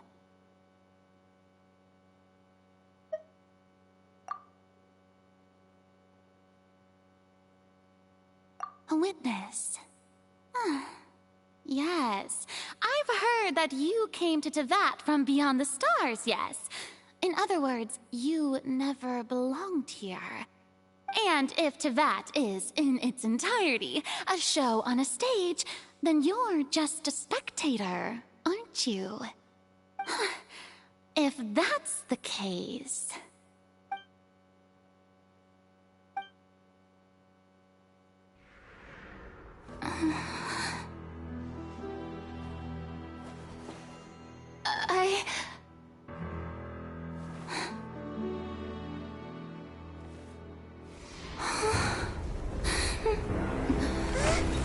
Oh no, it's happening again.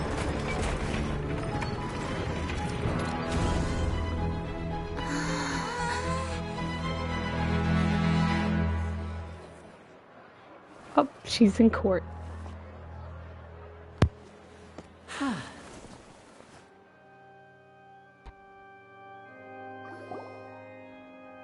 Ladies and gentlemen, This concludes my opening performance. Now, without further ado, we may proceed to the trial of our god. So this is what it is. Yes, you deserve praise for the effort you took to raise the dramatic stakes. Do not forget, however, that I am Focalor, the god of justice, the embodiment of justice itself. Does it not strike you as even the least bit absurd to bring the very concept of justice to trial? May I interpret these words as your refusal to stand trial? In that case, you will have the opportunity to defend your honor through a duel. You would draw your blade against a god?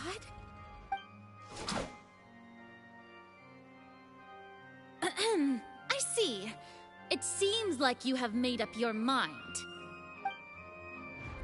It's fighting time.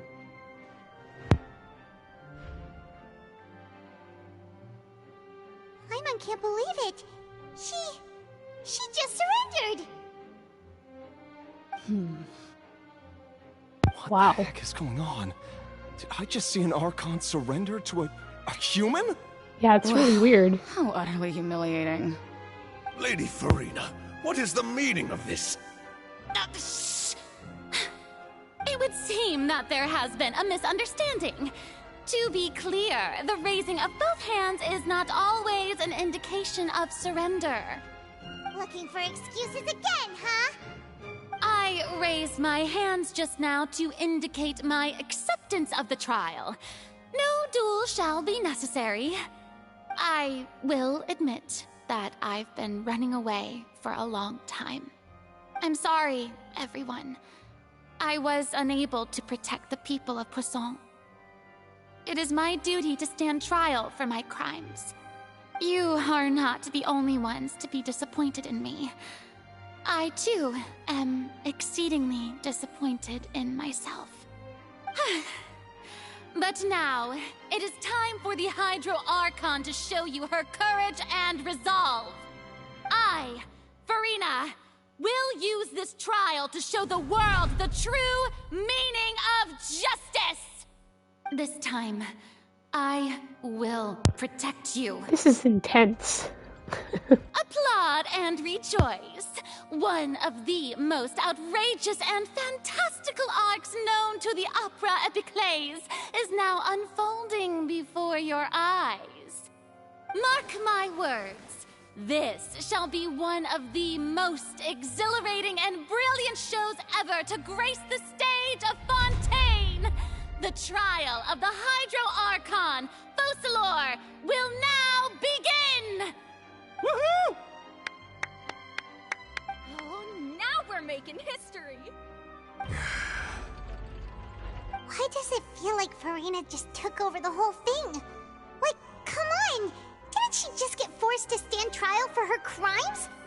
Also, even though she's still acting super dramatic, she is taking this seriously this time, right? All right, then. Who will be my opponent in this trial? The court asks the prosecutor to please take the stand. Is that so? Very well. It's me? Then please speak, witness of Tivat, my accuser and fated opponent.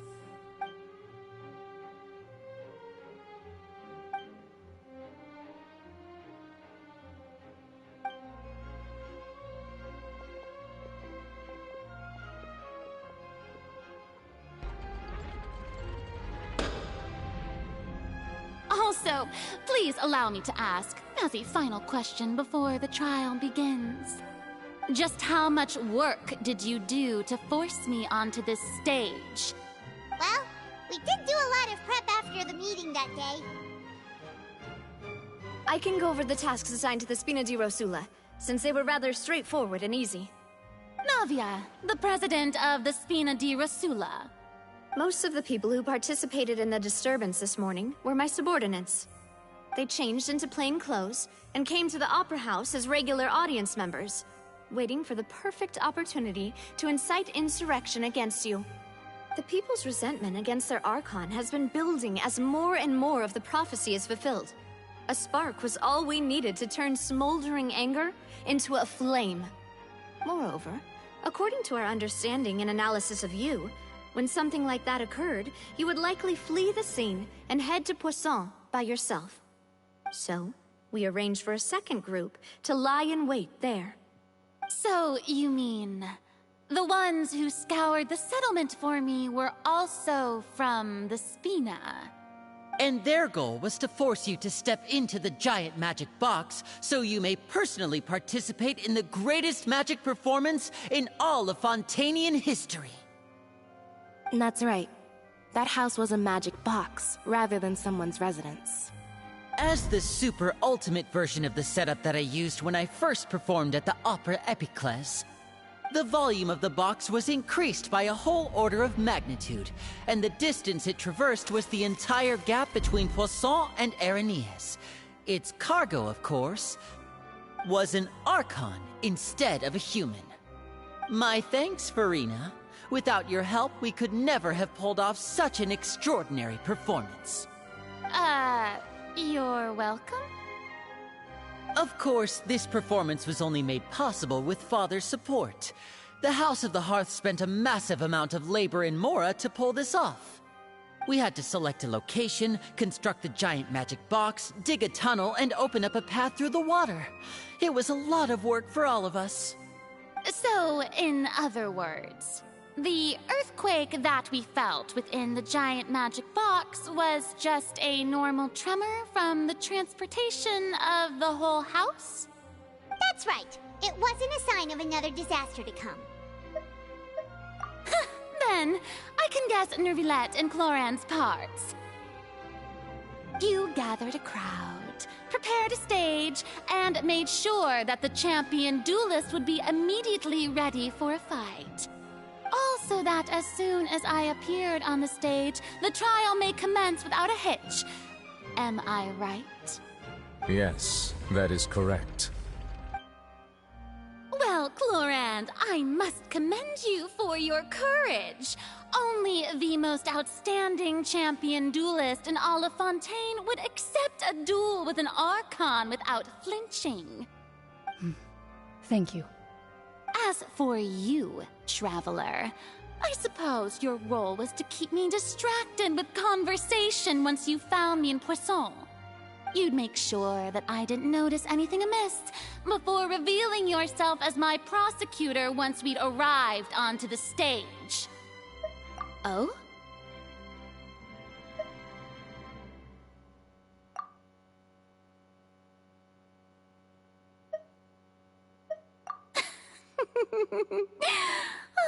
Is that so? Then I suppose I must have missed my final chance. It's fine. It matters not. What's done is done. The stage is already set, so there's no reason to disappoint the audience. Let's see this trial through to the very end.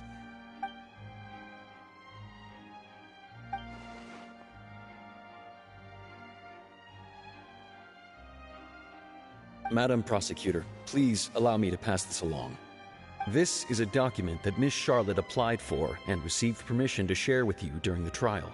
According to her, it should speed up the proceedings. Huh? Charlotte wanted to give us something?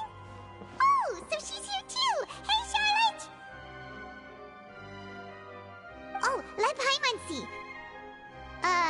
Isn't this the exclusive interview that she did with us before? So she's already finished it, huh? Wait, then that means this document is a perfect timeline of everything that's happened ever since we stepped foot in Fontaine! So in other words, we can refer to this anthology of evidence every time we want to use something from our journey as evidence for an argument! Let's quickly confirm the information in it. Just think of it as a refresher, alright? You defeated the Hydro Archon in the very first duel you took part in at the Opera House. That's one for the history books, all right.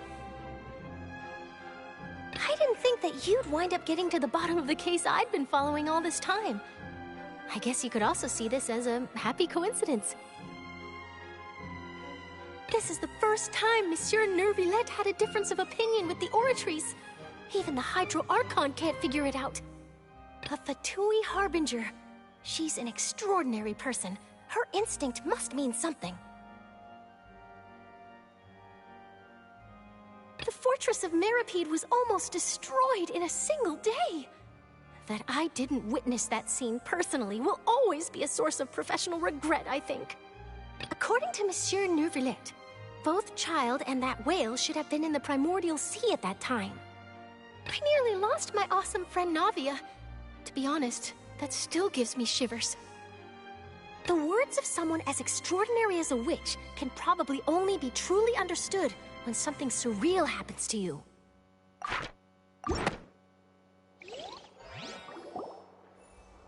The prosecution and the defense are both in position. The trial shall now begin. Oh, come on, Neuvillette. There's no need to repeat all the unimportant legalese. Just fast forward to the part where the prosecution lays out my offenses. As the defendant and the lead actress of this performance, I still haven't even been informed of my supposed She's so guilt over the in top. all of this. Of course, it is only natural for humans to struggle to understand the actions of a god. However, you will need more than that to convict me of a crime. That's true, but my charge here is unrelated to your conduct as an Archon. Instead, I would like to charge you as a fraud who's never been the Archon in the first place. Wait, what was that? Lady Furina's a fraud? See, this is what I've been saying. I don't think she's the real Archon. That we were going to try the Hydro Archon for forsaking her duty, but did I hear that right? She's not our Archon at all? Charge accepted. Lady Furina, do you plead guilty to the charge? Oh, that's so suspicious. Lady Furina. I plead not guilty. How can I be guilty? There is no way that I, Focalor, otherwise known as Furina de Fontaine, a member of the Seven and the Regina of all waters, kindreds, peoples, and laws of Fontaine, could be anything other than your true Archon. Yeah, even though Lady Furina can be rather eccentric, isn't it going too far to doubt her very identity? Yeah, I've never questioned her identity either. Sure, Lady Furina can be super irresponsible, but what grounds That's one does way that of putting it. prosecutor have to make such a huge claim? I have cause to believe that common sense will prevail in this case. Many of the members of the audience have known me as the Hydro Archon ever since they were born. There would be no fooling their memory. See? Even the Oratrice has decided to show me its favor. Are you sure you want to commit to a charge that will never be upheld? If you wish to drop the case, I can promise you as the God of Justice that you will not have to face trial for making a false accusation. We will treat everything that's happened as a dramatic spectacle and move on with our lives. What do you say to that? An argument with near impossible odds, huh? We have to not only refute Furina's claims, but also overturn the long-held beliefs of the people.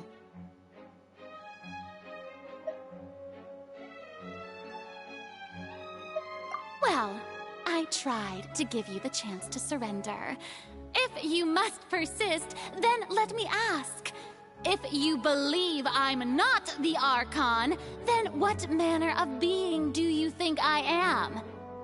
And if I was not the Archon, then how did I manage to live for over 500 years?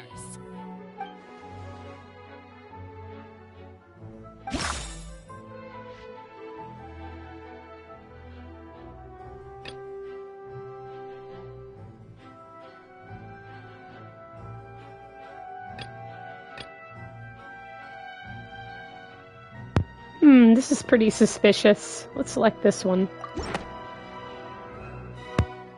First of all, you may be a member of another long-lived race, which would allow you to naturally possess an extended lifespan. And second of all, even if that wasn't the case, there could be other ways to extend your life. Who gave you that idea? Was it the knave? You'd sink so low as to use a harbinger's words against me. A curse? I once thought it possible that the aura of an Archon might naturally resemble a type of curse. But in light of this claim, perhaps what I sensed was not your divinity, but a curse after all. Neuvillette sensed it too, huh? Lady Furina is actually a human? Well, it is true that it's extremely difficult to tell humans and gods apart just by looking at them. It's not impossible.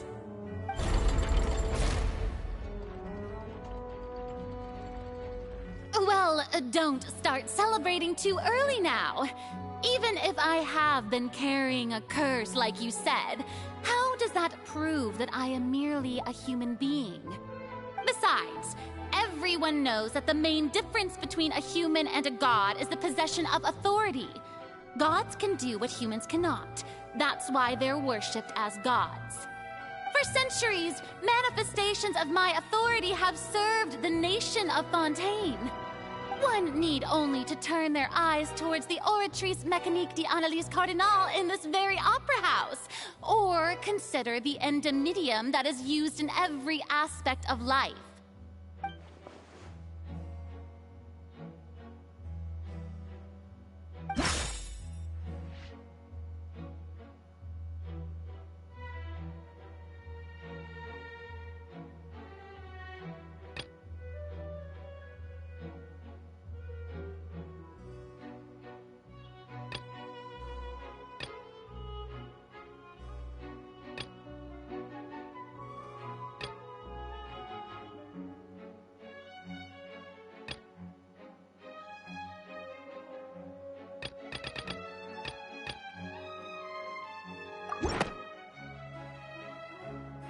You tried to reference the Oratrice, but weren't you as confused as all the rest of us when the Oratrice declared Child to be guilty without any proof?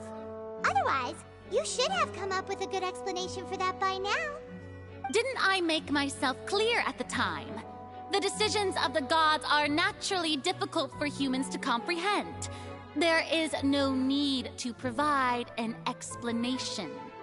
Lady Furina, I believe a reminder of your current circumstances is in order. While the court is in session, the principles of justice and the law must come before all else. While you are an Archon, you are also first and foremost the defendant in this trial. You will prove yourself unable to defend against the prosecution's charges if you continue to withhold vital information against the rules of the court. I never thought you'd use that kind of rhetoric against me. That was no trick of rhetoric, Lady Furina. I've merely reiterated the rules of the court. Rules that all should respect and follow. So, you neither knew why Child was declared guilty, nor did you understand the structure and operations of the Oratrice. Instead of having been created by you, the manifestations of authority you mentioned have been made by the real Hydro Archon, haven't they? The real Hydro Archon? Well, now you're really losing me. It is true that I did not know why the Oratrice gave out a guilty verdict that day. But the Oratrice handed out that verdict unilaterally, and it has been operating independently ever since it was first created.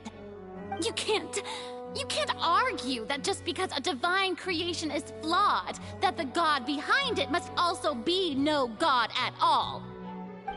She's still throwing out all kinds of excuses. Seems like she's confident that we won't be able to produce proof that she has no power over the Oratrice.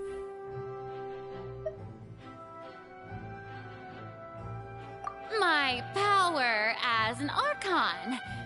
There are many ordinary citizens in the audience. How can I just carelessly demonstrate the formidable power of an Archon? So suspicious. If that poses So a suspicious. concern, I'm prepared to extend my protection to the audience. You don't need to go that far.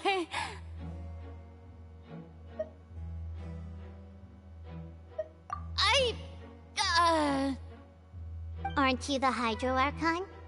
Or is it that you can't even wield the power of Hydro, much less the authority of a god? Indemnitium! Yes! It's all because of Indemnitium! All Archons derive their power from the faith of the people, and I've converted the people's faith in justice into Indemnitium! Thus did I give up all of my divine power to provide everyone with energy for their daily lives. Have you ever seen a more magnanimous god? Isn't that a huge stretch? Yeah, no matter Just how a generous an bit. Archon can be, how could they give up all their power? Can a god with no power even still be called a god? I'm with that guy.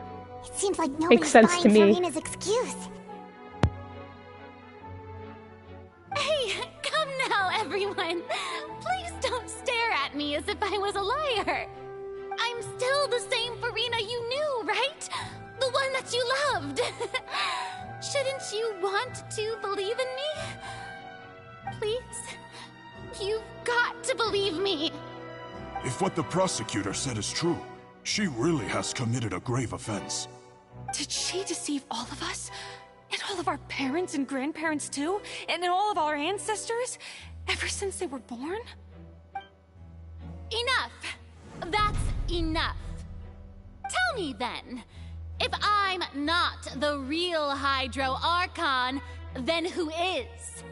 If you have no evidence of another Hydro Archon's existence, nor can you find anyone who can back up their claim to be such, then Gee, what I grounds wonder. have you to say that I think I'm it's not Nervulette. actually the real deal?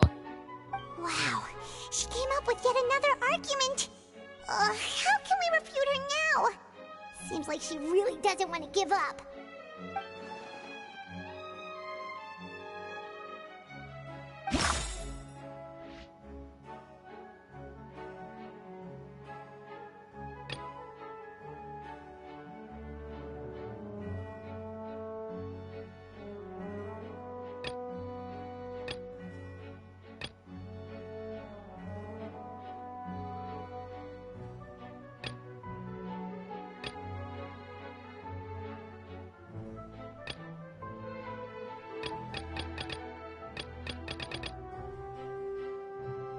I like how the tea is marked as irrelevant.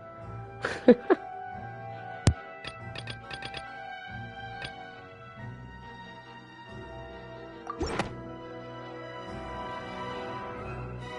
has been established that all Fontanians can dissolve in water from the primordial sea. And that means...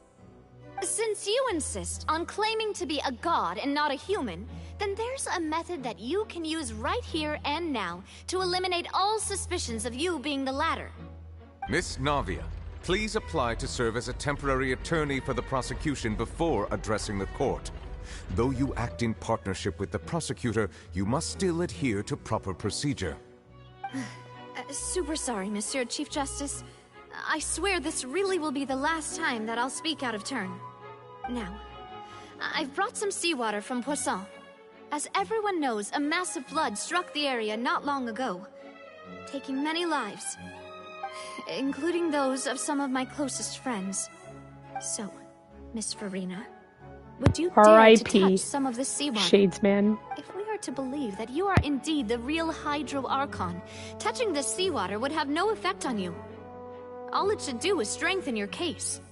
But if you don't dare to touch it, then we would have basically proved the reverse. Oh, and I must remind you that after the disaster at Poisson, nobody wants to see any more people dissolve. I do hope you'll act prudently and choose the simpler path of admitting guilt. Navia from the Spina di Rosula. The Spina has governed Poisson for many years. I guess her suggestion is valid. If Lady Furina is indeed just a human, she's probably Fontanian like all the rest of us. Would she really dare to try?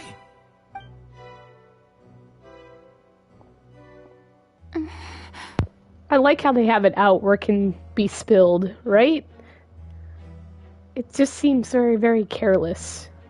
Lady Furina, this test has been unilaterally proposed by the prosecution. As it falls outside the realm of standard court proceedings, you possess the right to decline participation. Well, of course he had to tell her that. But refusing to participate is basically the same as a confession of guilt. She's just staring at the water without saying a single word. It really does seem like she's quite terrified of it. That could only mean... What's going on? Is she really planning? She's a human. That's not what we thought she would... Due to the inherent risk of the test, Lady Furina, you may... What? Hey!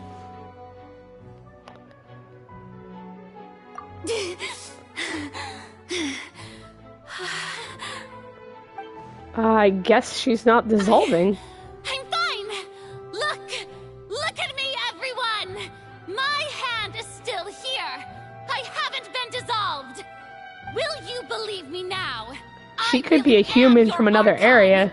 I'm nothing like a normal human who would fall apart as soon as they touch this water! Really? Was this not the most obvious thing in the world? Miss Siegewien? If you're present, Miss Siegewien, please come forward and attend to the defendant. Siegewien? Don't be nervous. It'll just take a few seconds. Let me see. That should be enough. Please announce the results of your evaluation to the court, Miss Siegewien. As everyone doubtlessly saw, Miss Furina was displaying symptoms of hyperventilation and flushed skin. These indicate that she was experiencing the adverse effects of exposure to primordial seawater. The extent to which she was affected is the same as other humans when exposed to primordial seawater of a similar concentration. Thank you, Miss Siegewien. Oh. Lady Furina, you may return to the defendant's stand. So she is human. Oh wait, what did she just say? I didn't get dissolved! Shouldn't that be enough to prove my innocence? Well, considering your tendency to run from your problems, we did originally prepare a direct sample of the seawater around Poisson. However, after extensive discussion, we exchanged it for a sample that is not concentrated enough to dissolve an actual human. After all, on the off chance that something entirely unexpected might occur, we don't want anyone else to lose their life to the sea. Yeah, so out of regard for Furina's life, you secured a low-concentration sample and asked the head nurse to serve as an expert witness. It's a great thing that the direct sample wasn't actually used. Furina could have... I can't believe... You...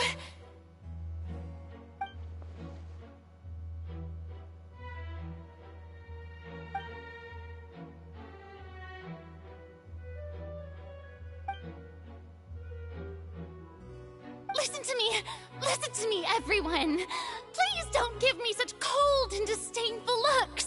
What happened just now didn't prove a single thing! Think about it! How can you conclusively prove that an Archon can't also be affected by the primordial seawater?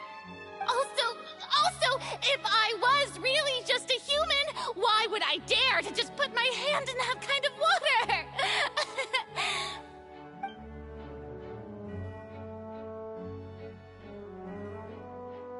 Please, anyone, just listen to me!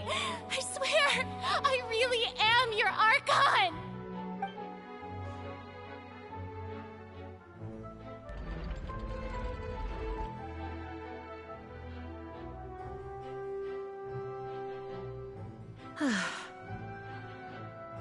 I don't think anything she says at this point will sway anyone.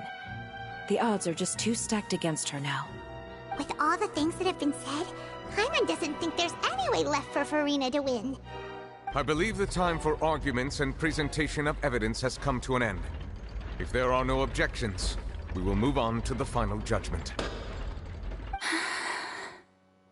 She's a human. Just as I thought. I don't think anything she says at this point will sway anyone. She's too stacked against her now.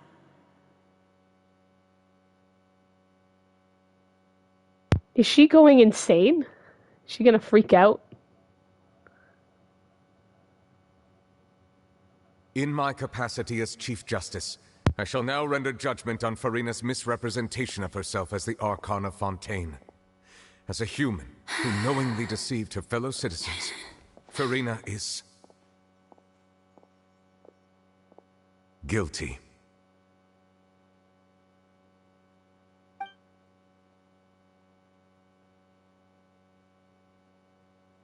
Someone's busted.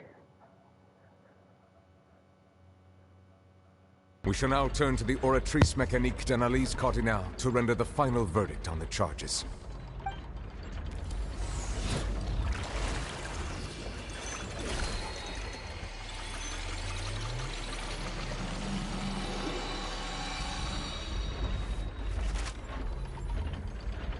According to the judgment of the Oratrice Mécanique d'Analyse Cardinale, Furina is... What? What's wrong? What's the Oratrice's verdict? No. The Oratrice also displays a guilty verdict. Isn't that correct, then? However, the exact wording of the verdict is thus. The Hydro Archon, guilty to be punished via the death sentence. What? The death sentence? That's actually one of the available sentences? I've always thought that it was just a myth. The one and only time the death sentence has been handed out at the court. They're gonna kill Furina? To the very person we've but she's not the God Archon. of justice? What an unexpected twist. Furina's been sentenced to death by the Oratrice? We just wanted to use the trial to show her the seriousness of things so she'd tell us the truth. Things got bad really quickly. This quickly? This outcome is indeed quite strange. According to Fontaine's current definitions of justice, as well as its recommendations for criminal sentences, is this sentence really appropriate for the crimes that have been committed? Yeah! Even Vacher wasn't sentenced to death by the Oratrice. You know, the real evil mastermind behind the serial disappearances case. Indeed.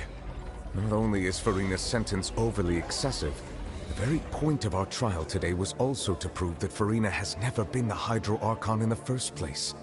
But now, the Oratrice seems to have deliberately invoked the title of the Hydro Archon. What does this mean?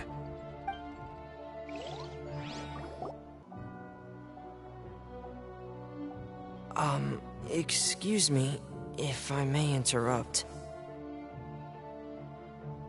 Is the trial still going? Fremine! Oh, you finally made it. I assume this means you've completed your mission? Mm-hmm.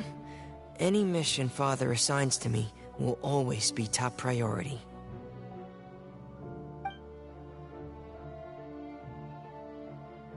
Is that the first prophecy slate? Huh. So the knave privately arranged for Fremine to try and find the missing slate. I looked everywhere and finally found it at the bottom of the sea. It took me a long time to get around some dangerous stretches of water. But has the trial already concluded? Then doesn't that mean I've come too late? Oh no. Father will be disappointed in me. Thank you for your hard work, Mr. Fremine. Please allow me to review the record left on the slate. Traveler, I believe that you have already seen the other existing slates, and would like you to come here and confirm their contents.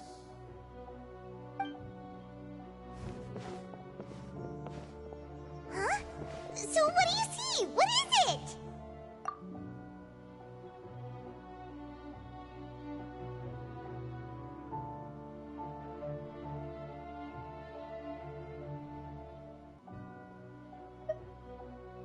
I believe I have now made sense of the Hydro Archon's crime.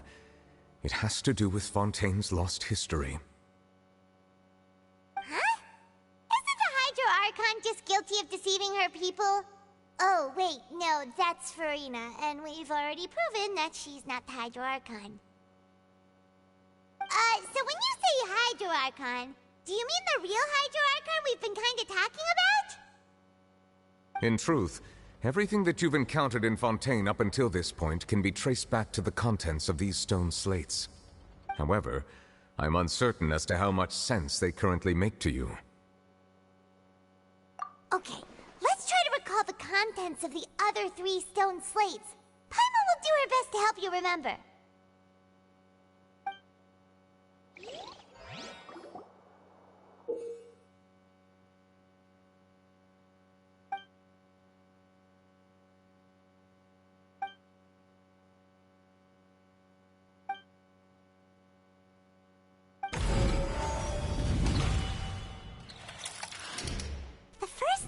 Slate describes what you just said. It seems to show the previous Hydro Archon using her divine power, and then the Oceanids turn into humans. Does that mean that Fontanians are transformed Oceanids? Oh, Paimon wasn't expecting that. But if Oceanids can turn into humans, then perhaps this process can be reversed as well. The second stone slate shows Celestia floating in the sky, and the Hydro Archon and her people worshipping it together. But the heavens still brought judgment down upon them. This must be the point when the Hydro Archon and the Fontanians were branded with their original sin. Does this mean that the original sin and the Hydro Archon sin are the same thing? The third slate shows the Hydro Archon sinking into the sea surrounded by many people.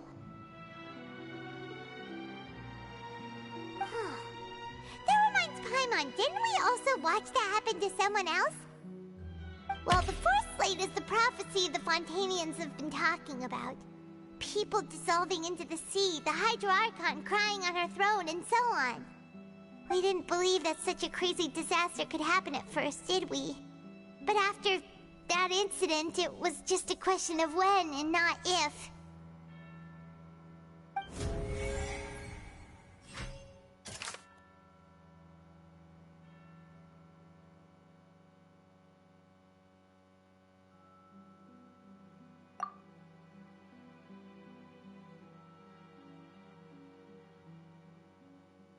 Let's see.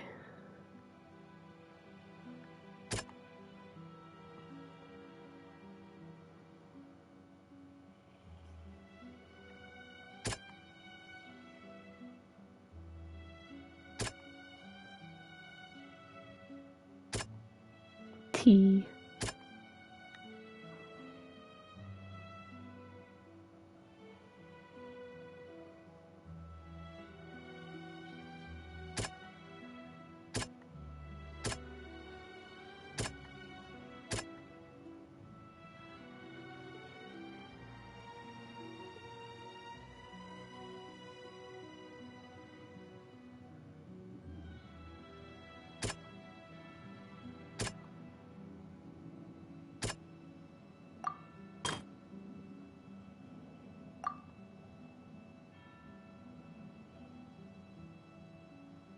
That doesn't sound quite right.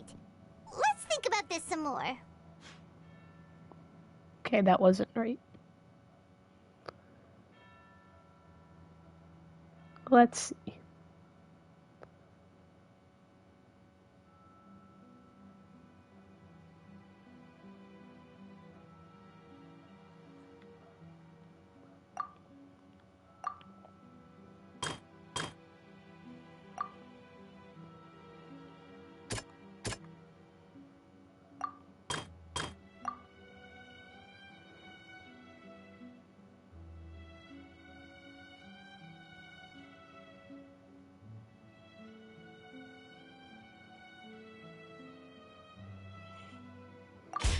We know from the case of the serial disappearances of young women that Fontanians can be dissolved in primordial seawater. And the first stone slate tells us that long ago, the Hydro Archon used her power to turn Oceanids into humans. This might be the reason that Fontanians can dissolve.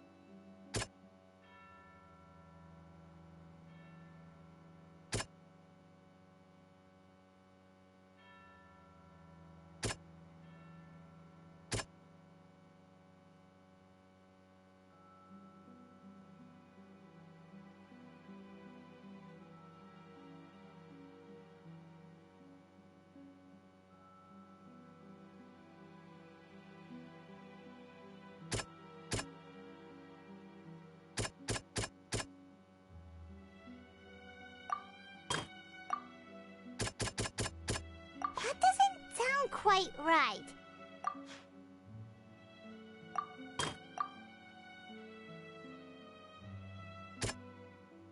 That doesn't sound... That doesn't... Now I'm just guessing. Let's see, I guess we have 2 choices left? Perhaps what is about to take place has all happened before. The true sin of the Hydro Archon that Nervilette mentioned, and the original sin cast down on the people of Fontaine by Celestia, as recorded on the stone slates.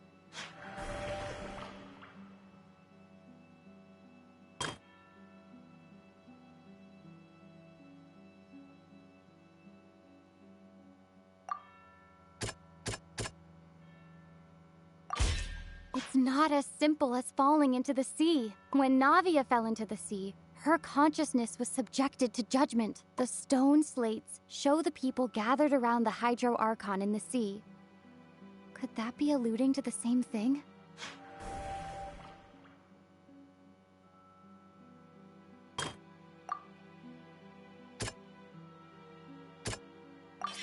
The prophecy from the stone slates found its way into society.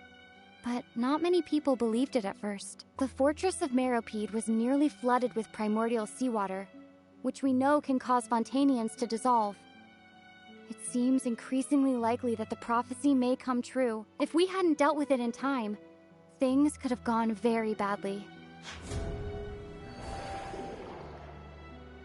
They'll dissolve into the primordial sea but won't cease to exist. Their essence will flow in the seawater, converge, and take the form of an Oceanid. The Hydro Archon was sentenced to death in court, shocking everyone present. Perhaps this means that her sin was actually Fontaine's original sin.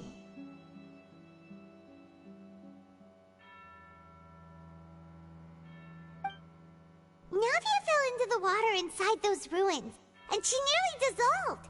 She was surrounded by the people of Poisson in a court within her consciousness, and was forced to take part in a trial meant to make her stay. The eruption of the primordial sea at the fortress of Meropide was the surest sign that the prophecy was about to come to pass no matter what. The stone slate's contents can all be verified by recent events. If we combine what we know together, loads of truths should come to light.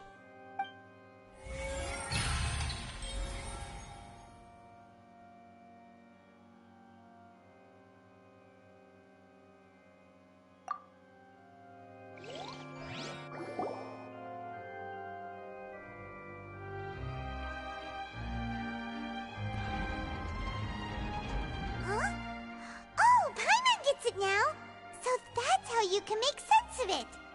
But then it feels like we're going to have to share some truly shocking revelations. Let's hear them. Incredible. Linny, did you hear that? We're not real humans. All Fontainians were originally created by the late previous Hydro Archon, with Oceanids as their basis.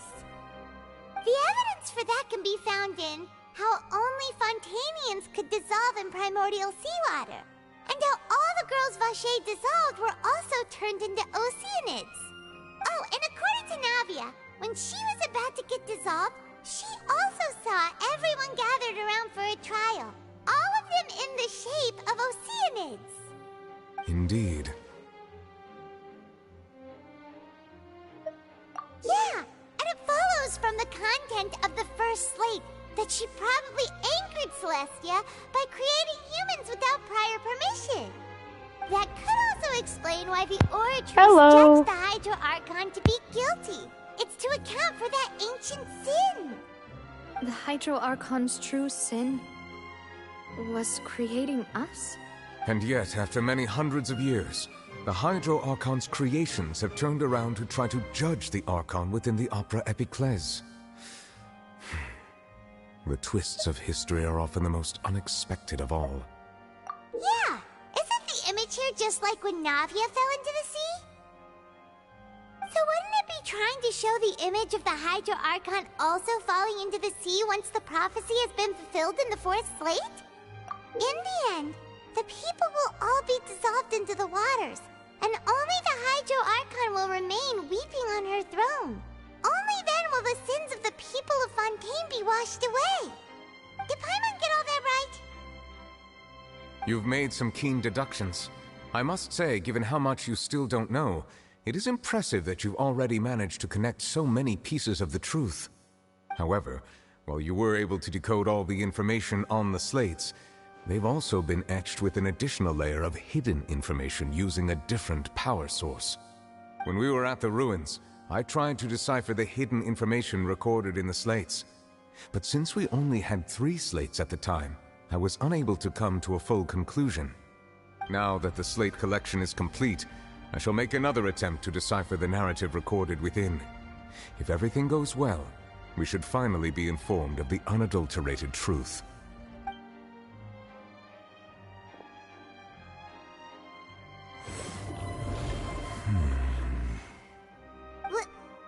Well? Did you get it? I believe I should share this truth not only with you, but with all the people of Fontaine as well. I will try to briefly summarize it for you. Your hypotheses regarding the origin of Fontainians and the sin of the Hydro Archon were both correct.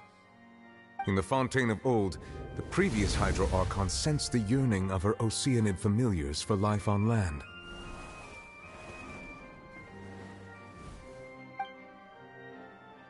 The Oceanids were enamored with the beauty and romanticism of human beings, and wishing to have those experiences for themselves, expressed to the Hydro Archon their desire to become of a similar kind. However, even though water as an element is intricately linked with the power of life, the Hydro Archon, as one of the 7, did not possess the authority to create a new form of human life. Not one to give in, she eventually found a way to create permanent humanoid bodies for her familiars by appropriating the power of this planet's primordial sea. She poured primordial seawater into the Oceanid's blood vessels, creating humanoid mimics in the process. But if Fontainians were to ever come into direct contact with water from the primordial sea, the power within their bodies would escape these artificial restraints and return to the sea. As a result, their forms would collapse, and they would be reverted to their original forms as Oceanids. Of course, the Hydro Archon never received permission from the heavenly principles to create a new human race. And thus, the Hydro Archon and all of her creations came to shoulder the original sin of appropriating the power of the primordial sea. That is the true history of how the people of Fontaine first came into being. So we were all Oceanids before we turned into human beings? That's way too much information for me. I think I'm just going to pretend that I never heard a single thing. This guy. Wait, but if that's the truth, we can't let the Hydro Archon be sentenced to death. After all, her only sin was creating us. This really might be too much information for your regular Fontainian, but it does answer a lot of our questions. Alas, your hypothesis regarding the 3rd and 4th stone slates was inaccurate. The slates' respective positions are, in fact, correct. A key point of the visual on the 3rd slate is how all the individuals depicted in the water are humans rather than Oceanids. They have not been dissolved, which implies that the water depicted in this slate is not water from the primordial sea. The nation of Fontaine is the nation of Hydro, as well as the nation of Trials and Justice. Instead of being the literal element, the water in the scene symbolizes judgment and justice. You may also recall Navia's experience. When she fell into the sea, her consciousness was surrounded by that of many others who intended to hold a trial to determine her fate. Therefore, the meaning of the 3rd slate is that the people of Fontaine shall try the Hydro Archon at the court of justice. Yes, it refers to our present situation. I think I'm following now. So, what you're saying is, even though we decided to put on this trial to avoid fulfilling the prophecy, in truth, Everything we've done has happened exactly as the prophecy foretold. So now, it seems, we're the ones making sure it comes true. What should we do? Huh. No matter what, the prophecy will be fulfilled. Is this what it feels like to be a prisoner of fate? If that's the case, does that mean the scene in the fourth slate will also be fulfilled soon? Traveler, I would like to point out another small fallacy in your deductions. About the fourth slate, you probably thought that the eruption of primordial seawater beneath the fortress of Meripede served as the surest sign that the prophecy was about to come to pass, yes? However, I believe that rather than being a sure sign, that eruption could in fact only be a small warning of something far worse to come. As for the root cause of the catastrophe, I believe you've already encountered it once before.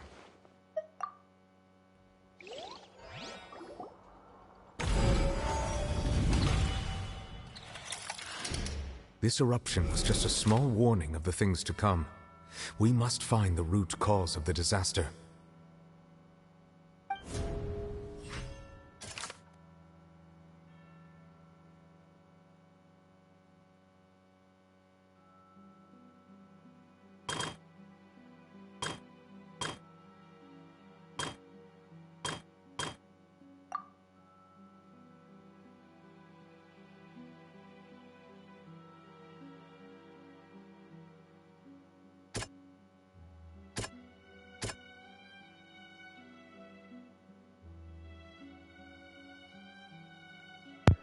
We still never figured out what happened to the child, so I think it's this. It was both dream and reality. If we're talking about a true culprit, that could only be that thing inside the primordial sea, right? The truth, the original sin, the trial, and the root cause of the disaster.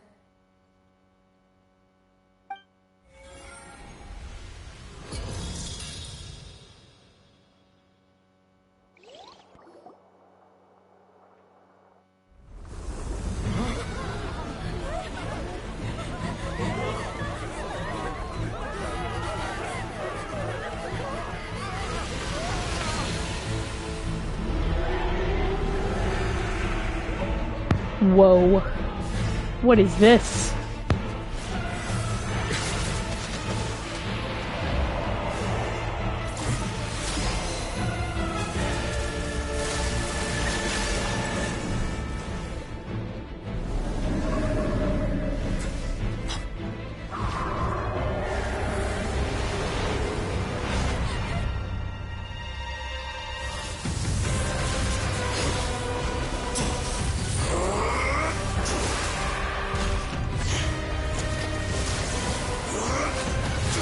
Wait a second, is that child?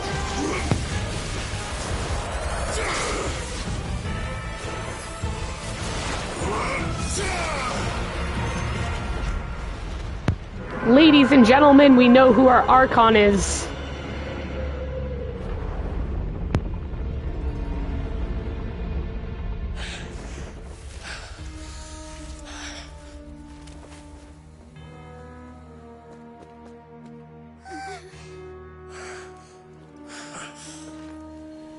Whoa. The Abyss. I think Nervulette is the Archon. That was way too close! How did that thing just burst into the Opera House? Wait, was that the huge whale you saw in your dream?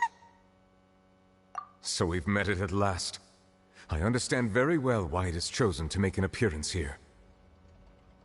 That whale does not belong to Tevat. It is a monster that has traversed the stars, weeping all the while. It has been greedily consuming the energy from the planet's primordial sea, using it to grow. That is the main cause for the rising sea levels. And once it has finished consuming all of the energy contained within the sea, its next step will be... You said that when the Hydro Archon first created Fontanians out of Oceanids, she filled their blood vessels with primordial seawater. Precisely. That whale finds the blood of Fontanians nigh impossible to resist. Therefore, when it left the Primordial Sea, it decided to make its next stop a packed opera house full of food. Food in the form of Fontanians. We just barely managed to push it back, right? In that case, won't it come back to target the people again once it's managed to recover its strength? That is correct. Indeed, it is more accurate to say that we should thank that Harbinger for buying us some time. Without him, the whale would have likely come onto land far sooner. He saved us. From the way he looked, he must have been fighting the creature for quite a long time. That battle maniac. We've always known that he had a special connection with that whale, but we definitely didn't expect it to help us out like this. Anyway, now that we know that this whale is the actual cause of the disaster recorded in the prophecy, all we need to do to stop the prophecy would be to find a way to beat it up, right? It is too late. It had already absorbed too much of the Primordial Sea's energy before we could notice it. At this point, it has become practically integrated with the sea itself. Even if the entirety of Tevat were to be destroyed, it could still survive and swim off towards some other world. That's not something I will accept. We've already done everything we can, and we even found the true culprit. We've come so far. Where did You Furina can't go? just tell me that the last... Indeed. That's not how a grand performance should end. I'll fight it to the end. No matter what. So the prophecy will be fulfilled no matter what, huh?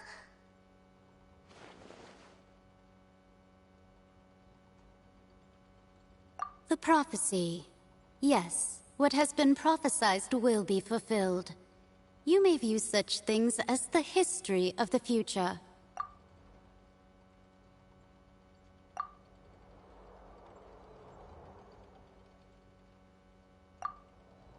Just as prophecies are usually only the future as seen from the perspectives of the gods, could things be happening in hidden corners where the gods' gaze does not fall?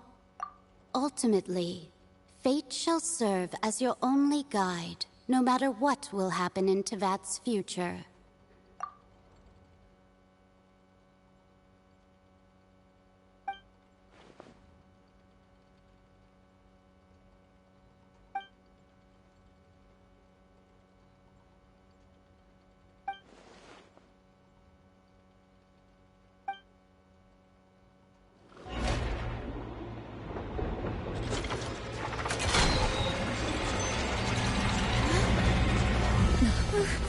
What's happening with the oratories? I believe it is preparing to carry out the death sentence. And where's Furina? Furina!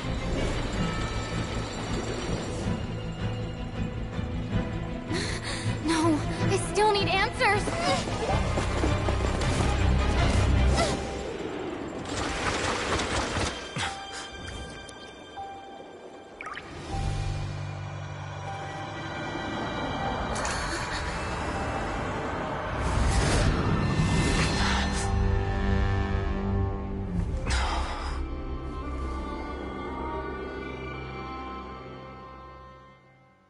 What is this? What's going on?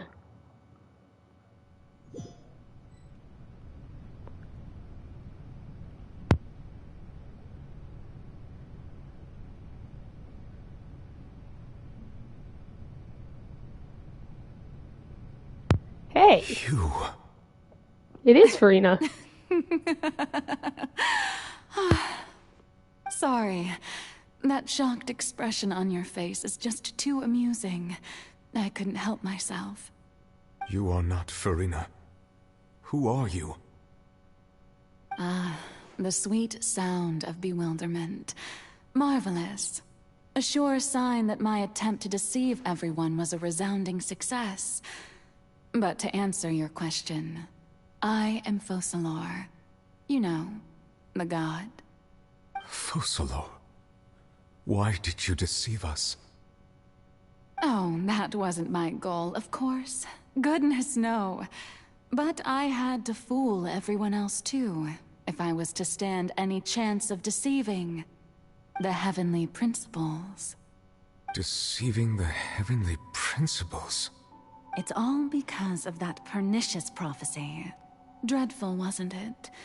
Everyone doomed to dissolve. Fontaine condemned to be flooded.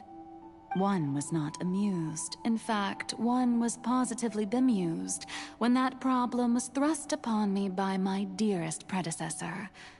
That's the former Hydro Archon Egeria, for the uninitiated. It hardly gets more disastrous than a preordained national catastrophe, now does it? She knew full well that the prophecy would surely come to pass.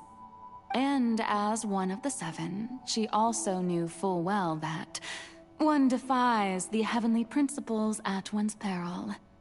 So yes, as you have no doubt surmised, it was a rather impossible situation that I found myself in. I spent a terribly long time mulling it over, alone on the ocean floor. And I was almost growing barnacles by the time I finally realized there was only one possible solution to this confounding conundrum. I had to outwit the heavenly principles, allow the prophecy to be fulfilled, ostensibly at least, while saving everyone at the same time. I'm a genius, I know.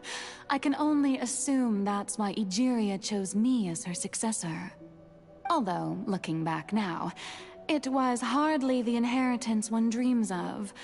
Between the task of saving the nation, the quotidian duties of the Hydro Archon, and not to mention the original sin of creating a new race of humans, I dare say she left me quite a colossal mess to clean up.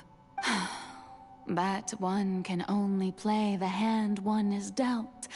I did not choose this, any more than I chose to be one of her Oceanid familiars. So you were also once one of the Oceanids, transformed into a human by Egeria's hand? Yes, I was.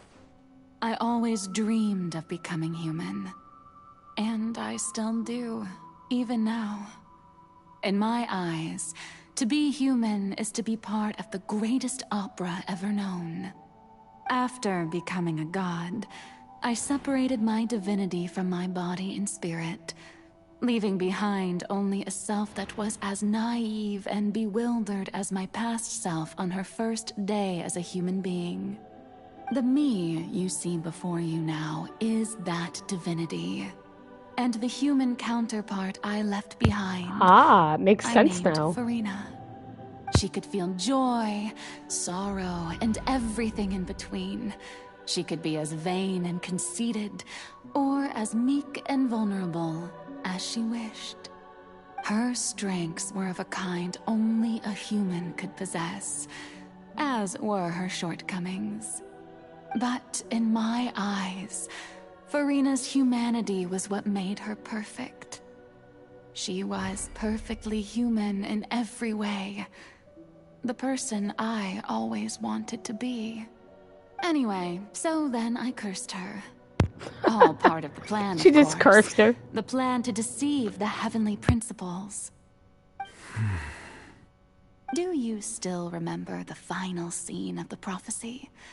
The Hydra Archon alone, weeping on her throne. In order that the prophecy might appear fulfilled, I invited Furina to be an actress, to play the part of the Hydro Archon in the prophecy. Under the curse I placed on her, so long as I, Focalor's divinity, continued to exist, she could not die. But nor was she free to live her life in the pursuit of happiness. Instead, she was forced to take the stage in the opera house, to embrace the role of leading lady, to forever play the part of the god from the prophecy, all to create a deceitful appearance of that prophecy coming to pass. I suppose now you probably understand why your court is called the Opera Epiclese. But Furina is only human, isn't she? Even though she has had a long life, Her mind is no stronger than that of any other ordinary human being. I cannot begin to fathom what she has had to endure. It must have been torture for her. It has indeed. And although she is, in a sense, me in human form, I most definitely owe her an apology for it. It's been 500 years, and all along, she's been playing her part in the most unimaginably long, unbearably lonely, and agonizingly painful opera of all time. That's pretty epic.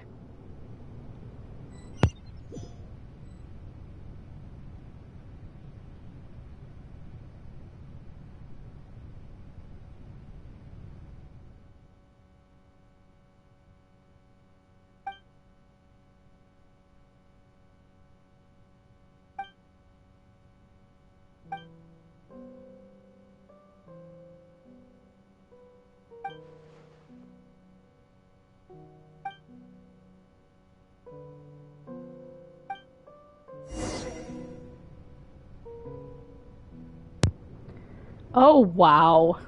That was pretty crazy. Lots of story. Been playing for a while. So yeah, next time we're gonna talk to Furina and see what's going on. Alright, thanks for watching. Bye.